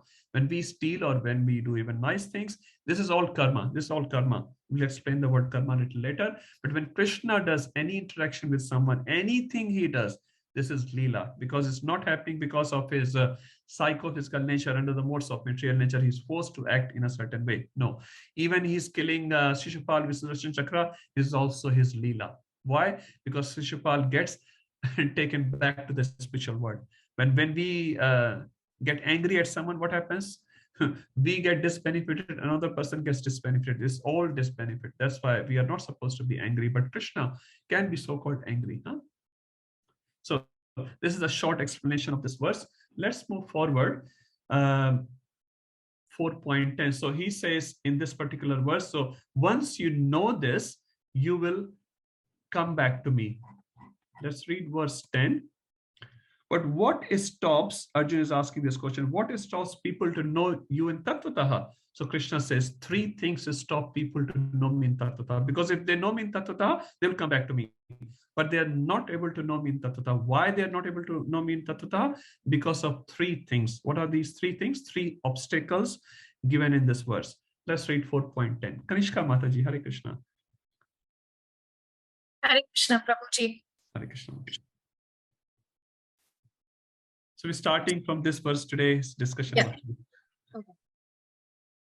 Vitaraga Bhaya Krodha Vitaraga Bhaya Krodha Manmaya Upashritaha Manmaya Mam Upashritaha Bahavo Jnana Tapasa Bhavo Jnana Tapasa Tamadbhavam Agataha. Utamad Bhavam Agataha. Being freed from attachment, fear, and anger, being fully absorbed in me and taking refuge in me. Many persons in the past become purified by knowledge of me, and thus they all attain transcendental love for me. Hare Krishna. Thank you, Mataji. So what are the three things, three obstacles which stop us to know Krishna in Tattvatah? Krishna says, Raga, Bhaya, and Krodha. So what is the ideal situation? Vita. Vita means freed from. We should get free from three things. Again, Raga, Bhaya, and Krodha. Now there are many threes in Bhagavad Gita, which we will keep reading again and again. But these are one of the most important ones. So let's read each one of them. Raga. Raga refers to, Prabhupada says, attachment. Bhaya. Bhaya refers to fear. And Krodha refers to anger. Now, what these things, three things are, we all can relate with our own day-to-day life. We have many attachments. Now, we are talking about material attachments here, obviously. If you're attached to Krishna or his devotees or services, that is not a material attachment. That's a transcendental attachment, and we must have it. And that's why Prabhupada says you don't have to leave your attachments. You just have to dovetail your attachments. You can be attached to your family as a Krishna's family. You can be attached to your different skills. You may have different skills. That's fine. You're using that for Krishna. So you can keep using that. Anyway, we are all attached. So we have material attachments, and material attachment bind us. Bhaktisiddhanta Maharaj gave a very beautiful example. A wedding party was going from one village to another village, and they had to go on a boat. So when all the people sat on the boat and they asked the boatman to start the journey, boatman said, okay, you guys can sleep, and then you wake up in the morning, we'll be there in the next village. Because they were going for a wedding. So the whole night, this boatman was rowing the boat very hard, very, very hard. But in the morning, when they woke up, what did they see? They are still in village A. And they were all, sort of criticizing this boatman. What have you done? We had to arrive there. We have a marriage day today, and you haven't done your job. And this boatman, but Sarkar, I was rowing the boat whole night. So how come you're rowing the boat whole night, but the boat has not moved even 1 inch? What was the problem? Everyone knows that answer. The boat was anchored. Boat was anchored. What is our anchor here? Attachment. Our attachments. Huh? We all have our attachments in this material world. So although we may read Srimad Bhagavatam, we may read Bhagavad Gita, because we don't understand it again in Tattvatah. So we are rowing the boat, we are working hard. Shramevihi kevalam, as per Srimad Bhagavatam. Huh? Shramevihi kevalam. So much shram, so much labor we uselessly spend in this material world because of our tiny petty attachments, which actually, as per Shastra, is called anartha. Artha means something which has value. Anartha means something which doesn't have value. We go in the market. I'll take one example which we can all relate. In India, I heard they demonetized some currency, rupees. Huh? I think 500 rupee note was demonetized. Now, just before a day of that incident, someone may have 50 million rupees in Indian currency. All have 500 rupees note. Now, as soon as the government demonetizes that note, what happens the next day? Is the person still a millionaire? Person is a roadpati now, from Karonpati to roadpati within a day. Huh? He still have the same currency which he had yesterday, but the currency is gone. So what we call our currency in the material world is lust, is considered a currency, very high. Oh, you're lusty, you have so many partners, you are going here and there with so many males or females. You are considered very high, isn't it? Lust is sort of worshipped in the material world. Greed. You talk about your CV. In CV, all the false things which we can write, we write it just to get the job. We change our CV as per the job description. Huh? So CV is the best expression of our highest false ego. But that's required, isn't it? If you don't do that, no one will give you a job. No one will even invite you for an interview, even what to speak of talking to you. So lust, greed, anger. People say, "Isse savdhan rehna." Ye bahut jaldi gussa ho jata hai. Huh? He gets angry very quickly. Huh? We should not talk to him casually. We actually respect those things out of fear or whatever. But these things were sort of respected in the material world. From the spiritual perspective, they are called anarthas. If you carry the currency of lust, greed, and anger in the modern world, you may get some success actually. They say you have to become greedy. Greedy for what? Earning money or a position. But in the spiritual world, when you arrive on the gate and you say, I have some currency from the material world, they will ask, what's your currency? You'll say, I have lust, lot of greed, and lot of anger. What is going to happen to you? Tell me. You're on the spiritual world gate with the currency of lust, greed, and anger. Will they give you entry? Yeah. So the currency is demonetized in the spiritual world. It only has monetary value in this material world. So this raga is like that anartha, is like that currency which has no value, but we all have it. We all have it. We all have our attachments. Again, as I said, attachments are not wrong. Attachments to wrong things are wrong. So many people are attached to so many things. And you like, some child is attached to a little ball. If the ball goes in the water somewhere, just a 50 cents ball, child is crying and crying and crying. And the father says, it's okay. It's okay. I'll get you another ball. It's just a little ball, a tiny ball. We'll get you. No. I want that ball, want that ball, want that ball. And once he sleeps and gets over, he doesn't remember anything. But before sleep, he was just crying and crying and crying. And parents are like, it's all right. It's all right. So similarly, our spiritual master, we are trying and trying and trying. We are presenting so many problems to a spiritual master or devotees, or so-called excuses for not able to do devotion service nicely. And the spiritual master is like, it's all right. It's just a little thing. You can just leave it. But we are, no, how can I leave it? It's so important to me. So this is called raga. Bhaya. What does bhaya mean? Anyone? So we are all fearful. Fearful of what? Fearful of maintaining our existence, continuing to maintain our existence in the material world, isn't it? That's why we are fearful.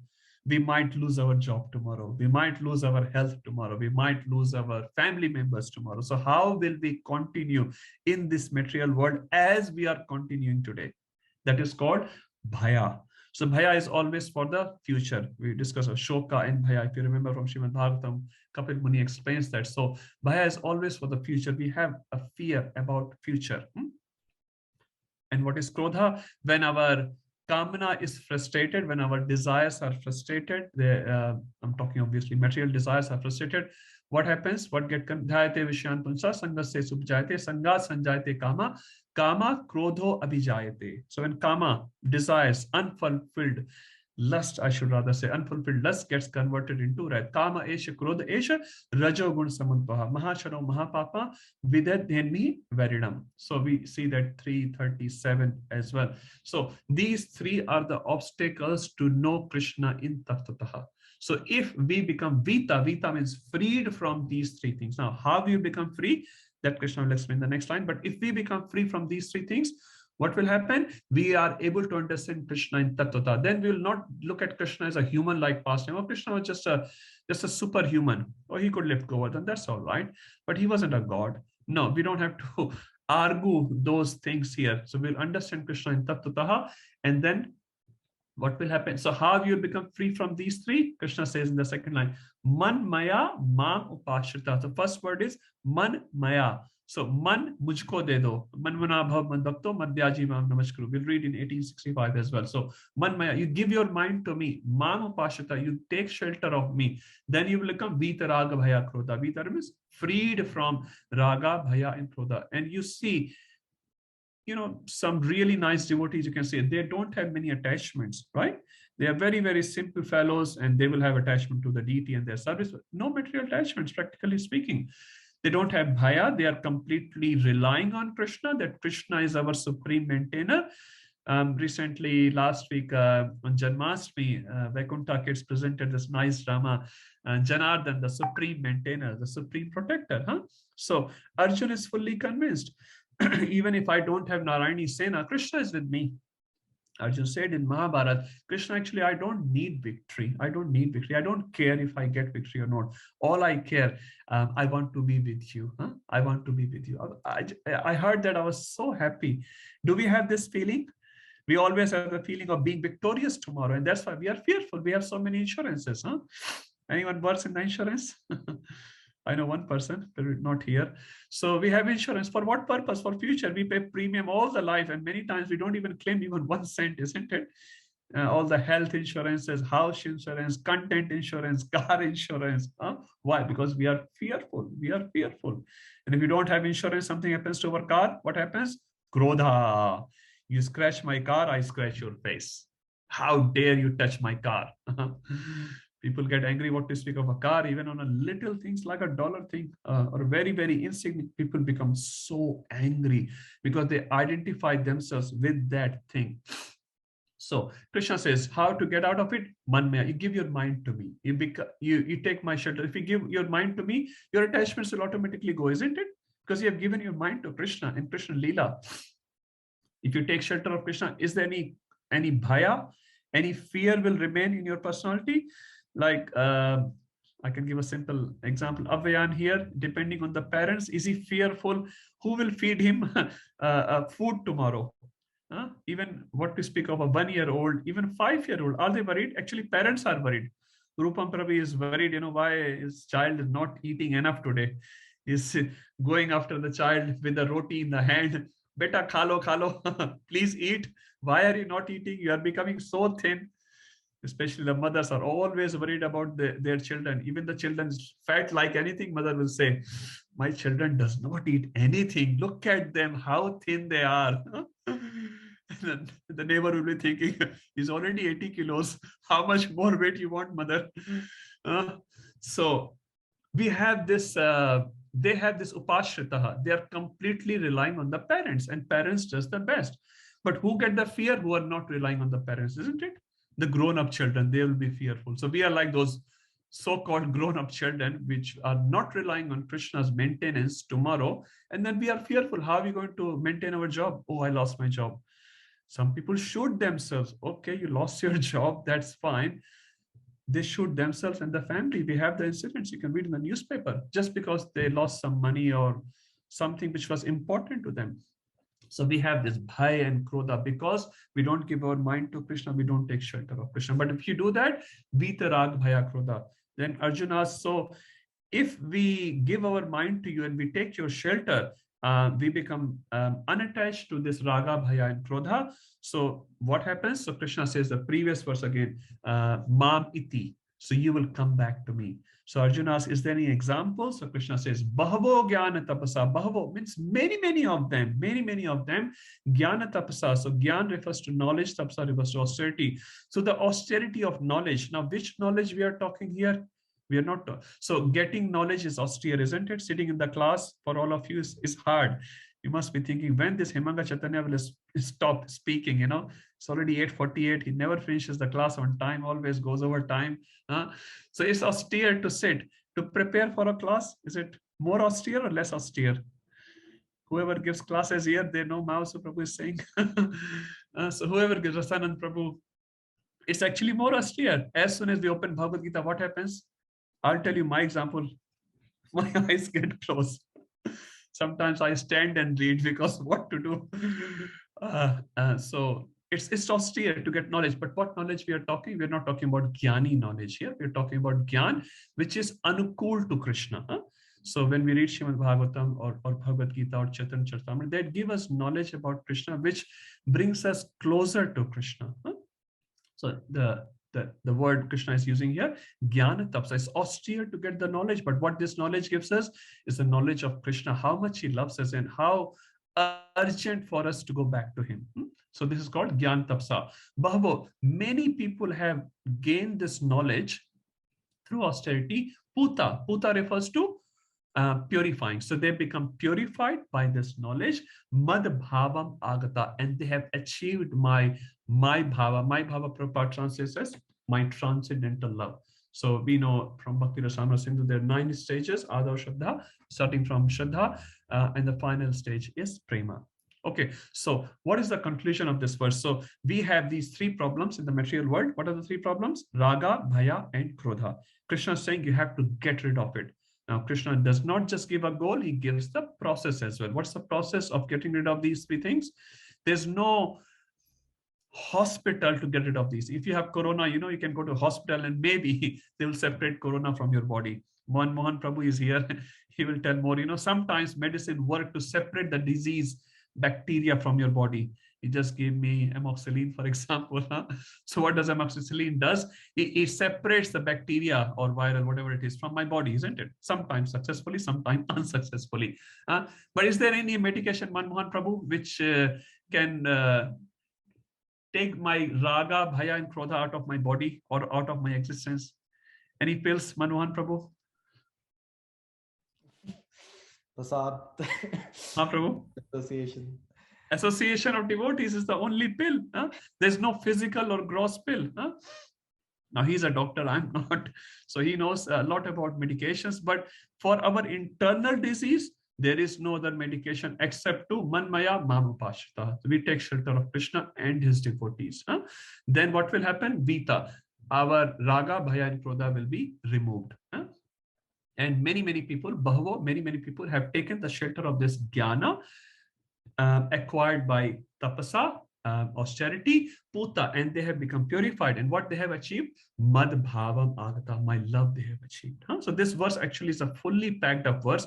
It explains the problem, it explains the solution, and it gives an example of other successful people. Because if you are giving a seminar, how to become millionaire, you know, they go and interview. So how was your experience with my software? And they'll say, oh, this software is fantastic. You should just buy $6,000 software.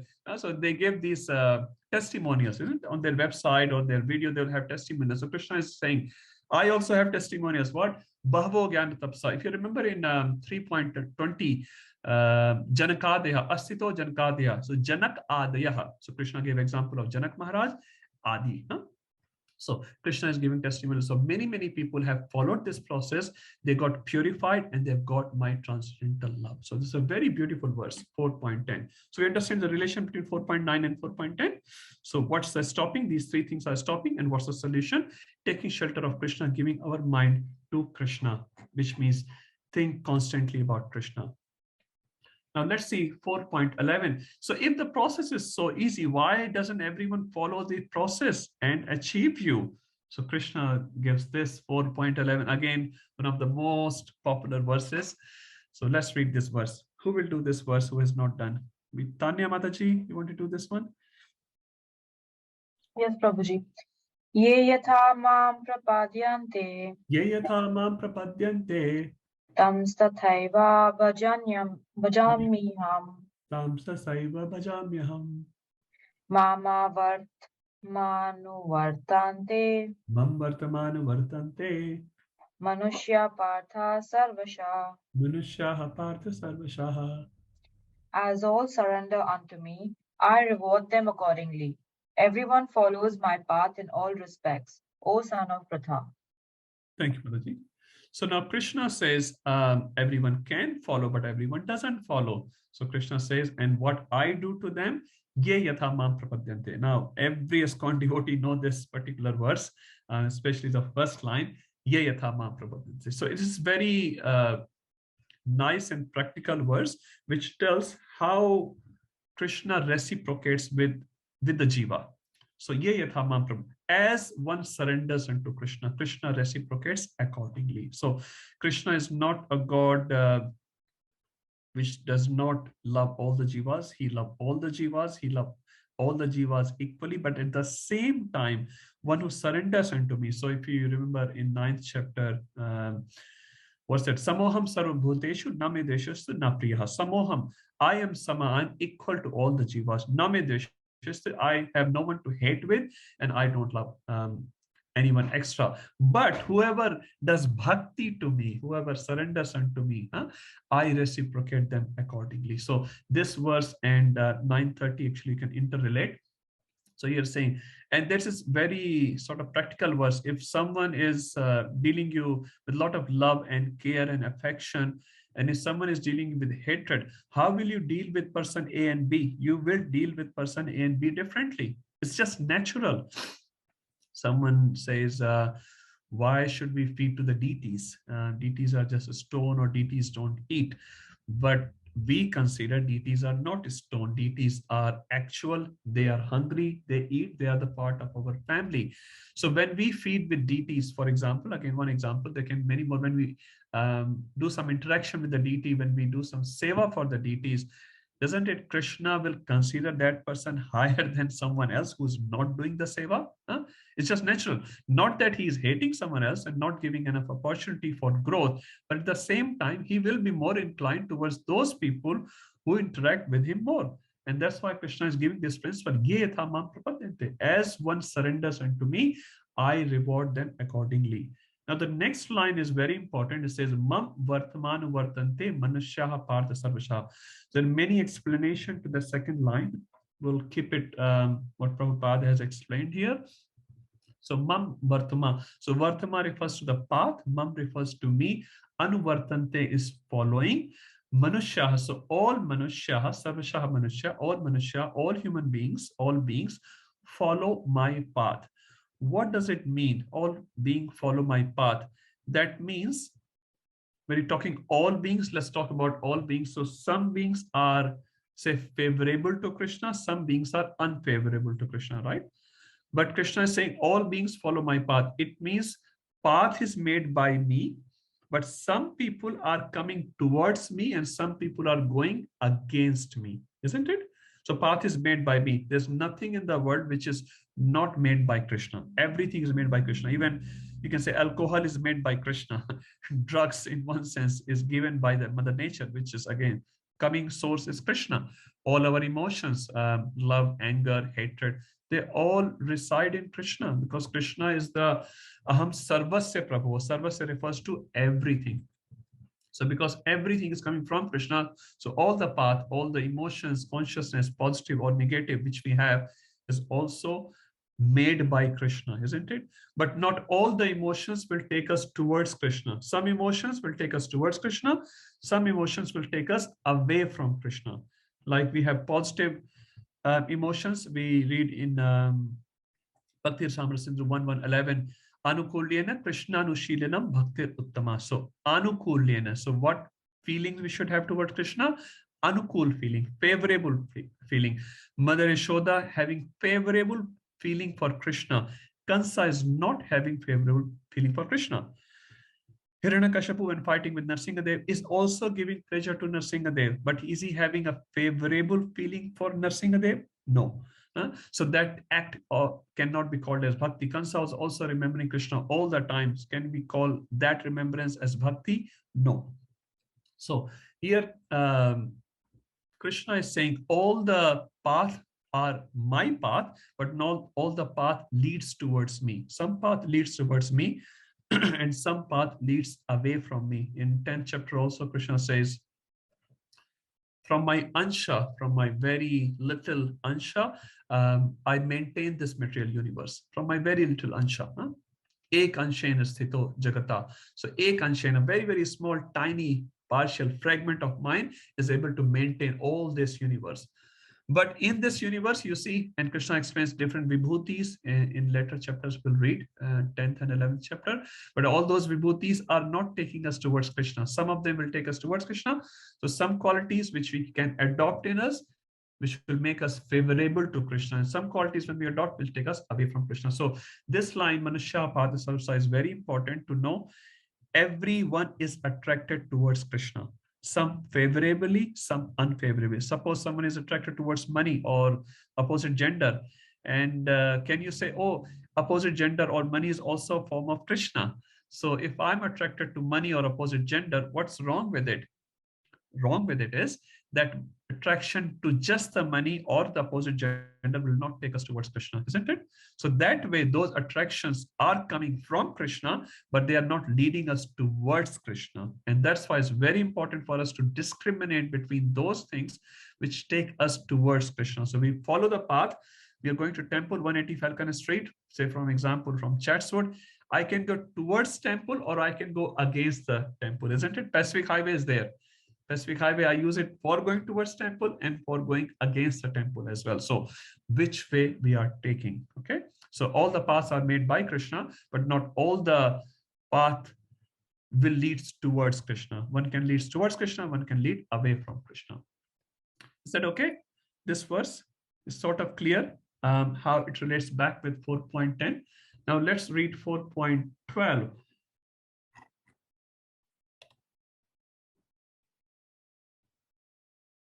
Now, if Arjun understood, so some path leads towards you, some path leads away from you. So he's asking then, why don't people take the path towards you? So Krishna responds that in 4.12. Why people does not immediately come to me? Who will do this one? Rupam Prabhuji? Yes, Hare Krishna.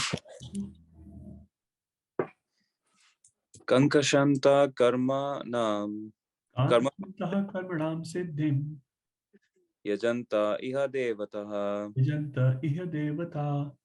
Shipram hi manushya loke Shipram hi manushe loke Siddhir bhavati karmaja.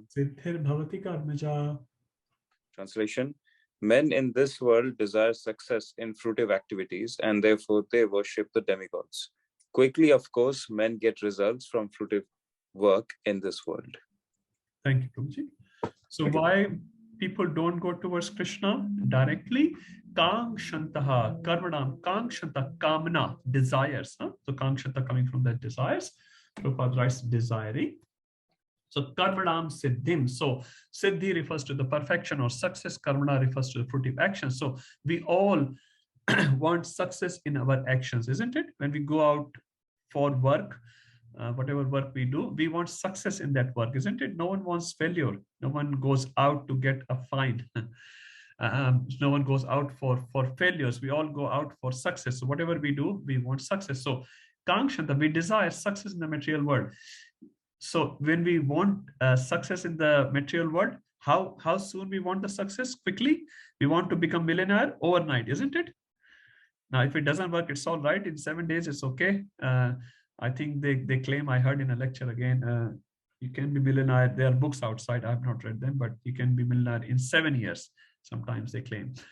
Sometimes they claim within 3 months. I got, you get some Google ads, and they say, in the first 12 hours, I got, $12,000. In next 24 hours, you'll get $40,000, blah, blah, blah. Everyone wants quick successes. So if you want quick success, what people do, Shipram. So Shipram bhavati dharmatma. I think Aritri was reciting this verse I think last week. Shipram bhavati dharmatma, shashvat shanti nikacham. Shipram refers to very, very quick, very, very quick. So Kangshanta, they have desires to be fulfilled. They want success in their fruitive actions. How soon? Very soon. So if they want very, very soon success, what do? Yajanta iha devata. So they go to devatas, demigods, and they worship them. So basically, Krishna is presenting this particular verse, the default mentality of human beings. So we perform fruitive actions. We want siddhi, we want perfection, we want success in those actions. And to get success in those actions, what do? We go to yajanta iha devata, worship demigods. Now, why do we worship demigods? What is the difference between demigods and Krishna? One difference, there are many. I think one acharya has explained, demigods are like shopkeepers and Krishna is like mother. So shopkeepers, if a child demands, say, too many chocolates from a mother, what a mother is going to say, oh, you have already taken 3 chocolates, more chocolates is not good for you, will not give you chocolate today. Maybe after 2 days, you can have another chocolate. The child is very upset at it. Child still wants chocolate. Now, child somehow acquires some money from mother or father's wallet, and he goes to a shopkeeper and gives $10 to the shopkeeper. So what does shopkeeper say to the child? Your mother told you not to eat the chocolates. Is that what the shopkeeper is going to tell? He said, $10 on sale. Take 20 chocolates. Now you go and eat and die. Who cares? I've got my money. I've got my profit. Isn't it? Shopkeeper only worries about the profit, does not worry about the health of the children. So many times Krishna is like that mother who sometimes withhold few things. For whose benefit? For our benefit. Mother has many chocolates. She can give the whole lot to the child, but mother withholds few things for the benefit of the child, because my child should be healthy. So many times Krishna withholds the thing. Sometimes he doesn't give, sometimes he gives late. And what people lose faith. People lose faith. Is Jagannath Ji still there? Is still listening? I've been worshipping for so long. I've been praying so intensely. Jagannath Ji doesn't seem to hear my prayers. Is Jagannath not hearing? Is Jagannath not there? Technically, at least intellectually, we all know Jagannath Ji is there. That we know. At least in this assembly, I can say we all know. But many times it happens, isn't it? With all of us, we start losing faith. At least a part of it, if not the whole lot. We become upset. Sometimes we ask too many questions to Krishna. But Krishna, why this? Why right now it's happening in my life? I don't want all this. I can't deal with all this. We all go through all these things, right? We start losing the faith in Krishna. So, and then what we do, we go to some astrologer. So, kitne samay tak shani chalega? How long this shani is going to last? And then astrologer will say, if you do this puja, Yajamanji, just pay me, $1,100. I will chant 25,000 Shani mantra or Rahu mantra for you, and then you will be relieved. So if we were going to be relieved from this, $1,100, why this astrologer doesn't relieve himself of asking this $1,100? If you know all the techniques, you yourself can make the millionaires, isn't it? So first is, my dear astrologer, you worry about your own position, then you worry about my position. No one can change anyone's position. And if there are some qualified people, they can postpone the karma phal. Postpone at the max. At the max, they can postpone if they are qualified in their field. No one can cancel it. Only one person can cancel. Only one person can cancel. Who is that? Krishna. Only president can cancel it. No one else. We all dealing with the law. Even demigods cannot cancel. Even Lord Shiva cannot. Mukti Pradata Sarvesham Vishnu Ev Nachansha. This is spoken by Lord Shiva in Padma Puran to Parthi Mata. Mukti Pradata Sarvesham Vishnu Ev Nachansha. Lord Shiva is saying, even I can't give mukti. So when we go to the demigods is like a contract. You have done something and they have to reward you accordingly, but they don't care about your health. So this is why people go to them, because Shipram hi manushe loke. In Manusha Loka, Krishna is talking about our Loka. We all want Shipram success, very, very fast success. So we go to the Devta. And then you do get the result. If you go to Devta, Ravan, for example, Hiranyakashipu, Kansa, they all get big boons from the Devatas. But what happens to the boons? And the bone giver, they both leave. Bone giver left, and Lord Shiva left Ravan. Ravan was saying at the end of time, please, my dear Lord Shiva, come and save me. Parthi was telling Lord Shiva, why don't you go and save your devotee? Lord Shiva said, because my devotee has taken panga from my Lord. I can't save him. I won't save him, and I can't save him. I won't, because he is on the path of irreligion, and I can't save him because he has taken quarrel and disagreement with my Swami, with my master. So I won't. So the boon giver left. Durgaji left Kansa. Hiranyakashipu was also, Brahmaji did not come to save him. And what happened to the boons? All the boons were nullified by Krishna. Lord Ram come in the Manav form and destroy Ravan. Narsingadev comes and destroy Hiranyakashipu. So they go to Devta, they acquire big boons. It works. But what happened? The result was complete devastation for that person. Okay, Rupam Prabhuji, Hare Krishna. Hare Krishna. Prabhu, if you see the examples, it's actually the other way around, right? Those who worship demigods, they have to. It's not a quick fix solution. It's not a fast track solution. It's for that time, they thought we are the most powerful. We are immortal. Like Hiranyakashipu thought he's immortal, and he was forcing everyone to say Hiranyakashipu Bhagwan ki jai, except Prahlad. For that time being, I'm saying they thought I am the most successful person. Yeah, but Prabhu, that is after they're receiving the boon. Even before they received the boon, I'm sure they must have done some sort of due diligence and checked what has happened in the past, and based on that, they should have picked up the right. That's why they're asura. They don't have a discriminatory power. Krishna will tell in 16th chapter, the mudhas, they don't have discrimination. What is karaniya, what is to be done, they will not do it. And what is not to be done, they will do that. And you see that, Prabhu, around the world as well. Around us, you see so many times, it's like, why you have to do this? So what is to be done, they will not do it. What is not to be done, they will do it again and again. That's why they're mudhas. They're asuras. So you're right. The scriptures, Hiranyakashipu actually spoke about the knowledge of Bhagavad Gita when the Hiranyaksh died, he spoke the knowledge to his wife and his mother. And it says in Bhagavatam, their dukkha was gone. After the class of Hiranyakashipu gave a nice class on Bhagavad Gita. He gave. And the impact was also there. But the application on himself wasn't there. So just after that class, when he could dissipate the distress of his mother and the wife of Hiranyaksh, he himself could not control. He went to the jungle doing tapasya. This is called asura. They have knowledge, they have examples, but they are asuras. Is it okay? Yeah, yes, yeah. Thank you. Thank you, Prabhuji. Prasanna Atma Prabhu. Hare Krishna, Prabhu. Can you hear me? Yes, Prabhuji, I can. Prabhu, I just had a doubt, like, the demigod worship, we do it only in our Vedic thing, but if you take Abrahamic religion, they don't have demigod worship. So are they better than demigod worshippers? Because they worship Supreme Lord in impersonal way, but the demigod worshippers, but external looks, they are better. So does Supreme Lord favor them or the demigod worship? Okay, what I get, Prabhuji, so you have actually 3 or 4 questions together. In Abrahamic religion, so they don't worship demigods. Are they better?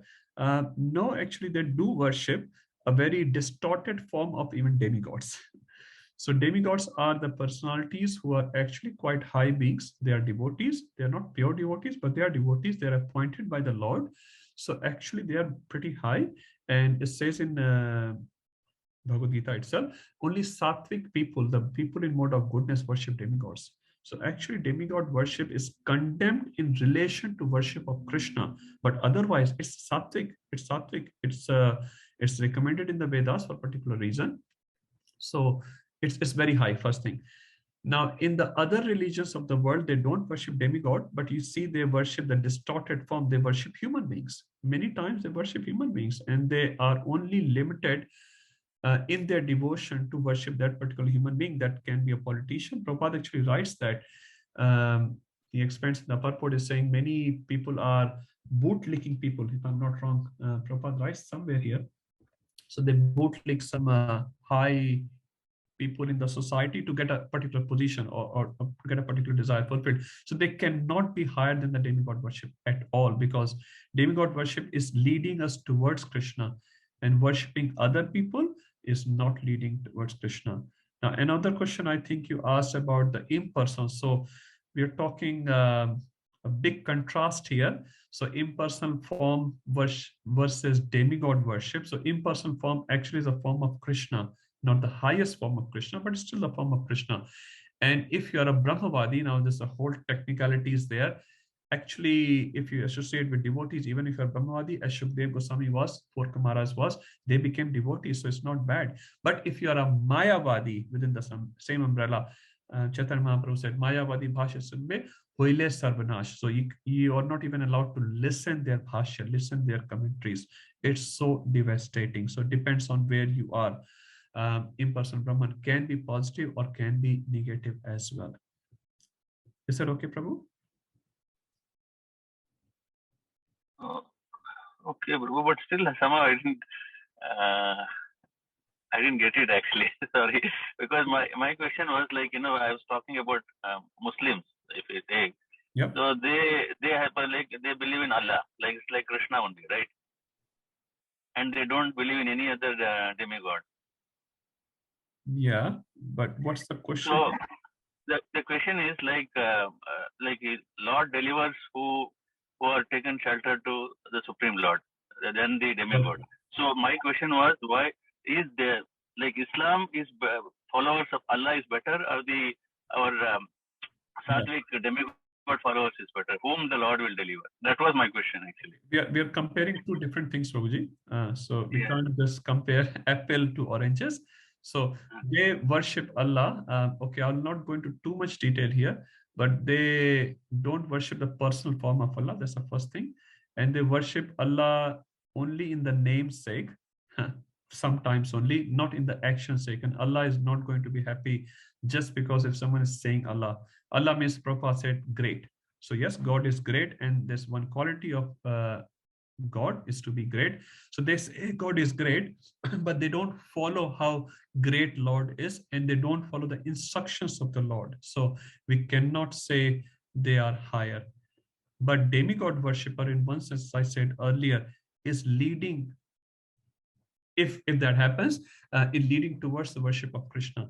Now, for the Muslims, Prabhupada made one statement. The pious Muslims, Prabhupada said, pious means who are the following of Veda, they will go to a heavenly planet. So this is exactly like a karmic account, a punya karmic account. So they don't worship Allah in that personal way, in a devotional way. They work as a karmic way. So Prabhupada said they will go to a pious planet. They're not going to reach back to Godhead just because they chant certain things. They have to act accordingly. And that's what Vedic culture very clearly distinguishes. What our word says should be in our actions as well. And if we do that, yes, we will go back eventually to Godhead once we are qualified. Hare Krishna, Prabhu.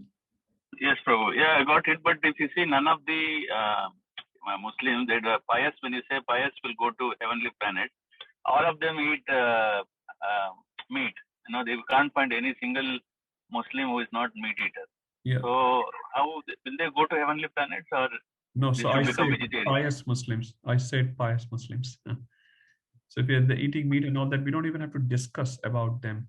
We know very clearly the answers. So as I said, it should not be just chanting by my words. It has to be applied in my actions. So the Muslims have to be vegetarian also to be pious. Even Hindus, if they are vegetarian, Prabhupada says in Upanishad, that's not enough. Even a pigeon is vegetarian. Even a monkey is vegetarian. So vegetarianism is not the definition for going back to Godhead. It's not the definition. It's just one part of life. That's all it is. We incur less sin. You're still incurring sin. If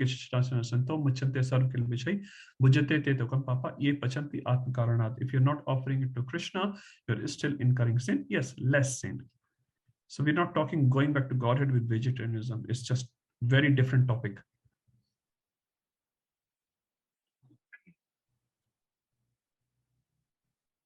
Hare Krishna, Prabhu. Okay, yes, Prabhu. Yeah.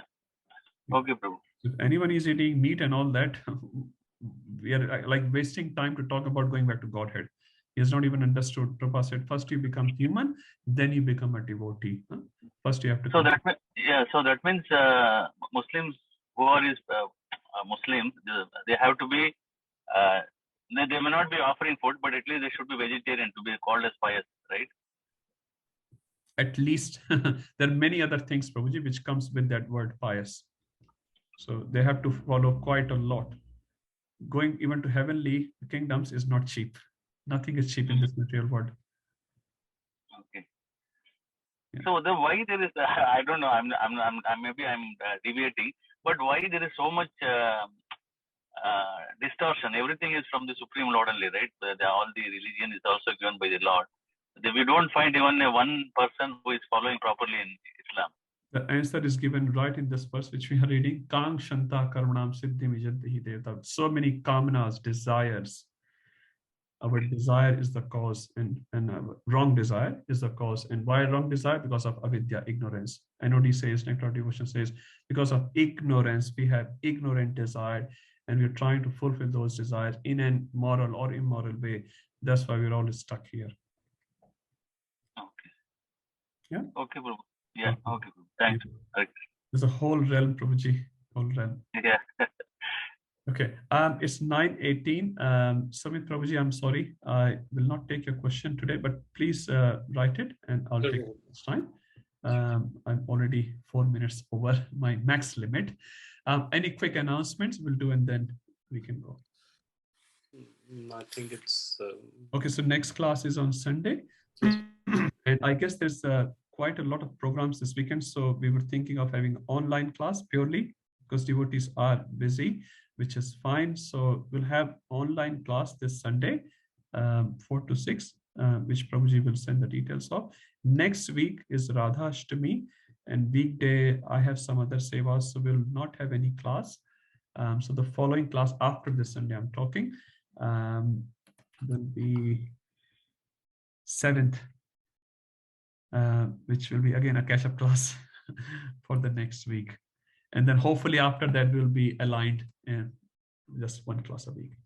I hope it's okay with you. So next class is on 28, 4 to 6. And then after that is 7th of September, Wednesday, 7 to 9. And please write your questions and we'll discuss the questions before we start the class next time. Okay.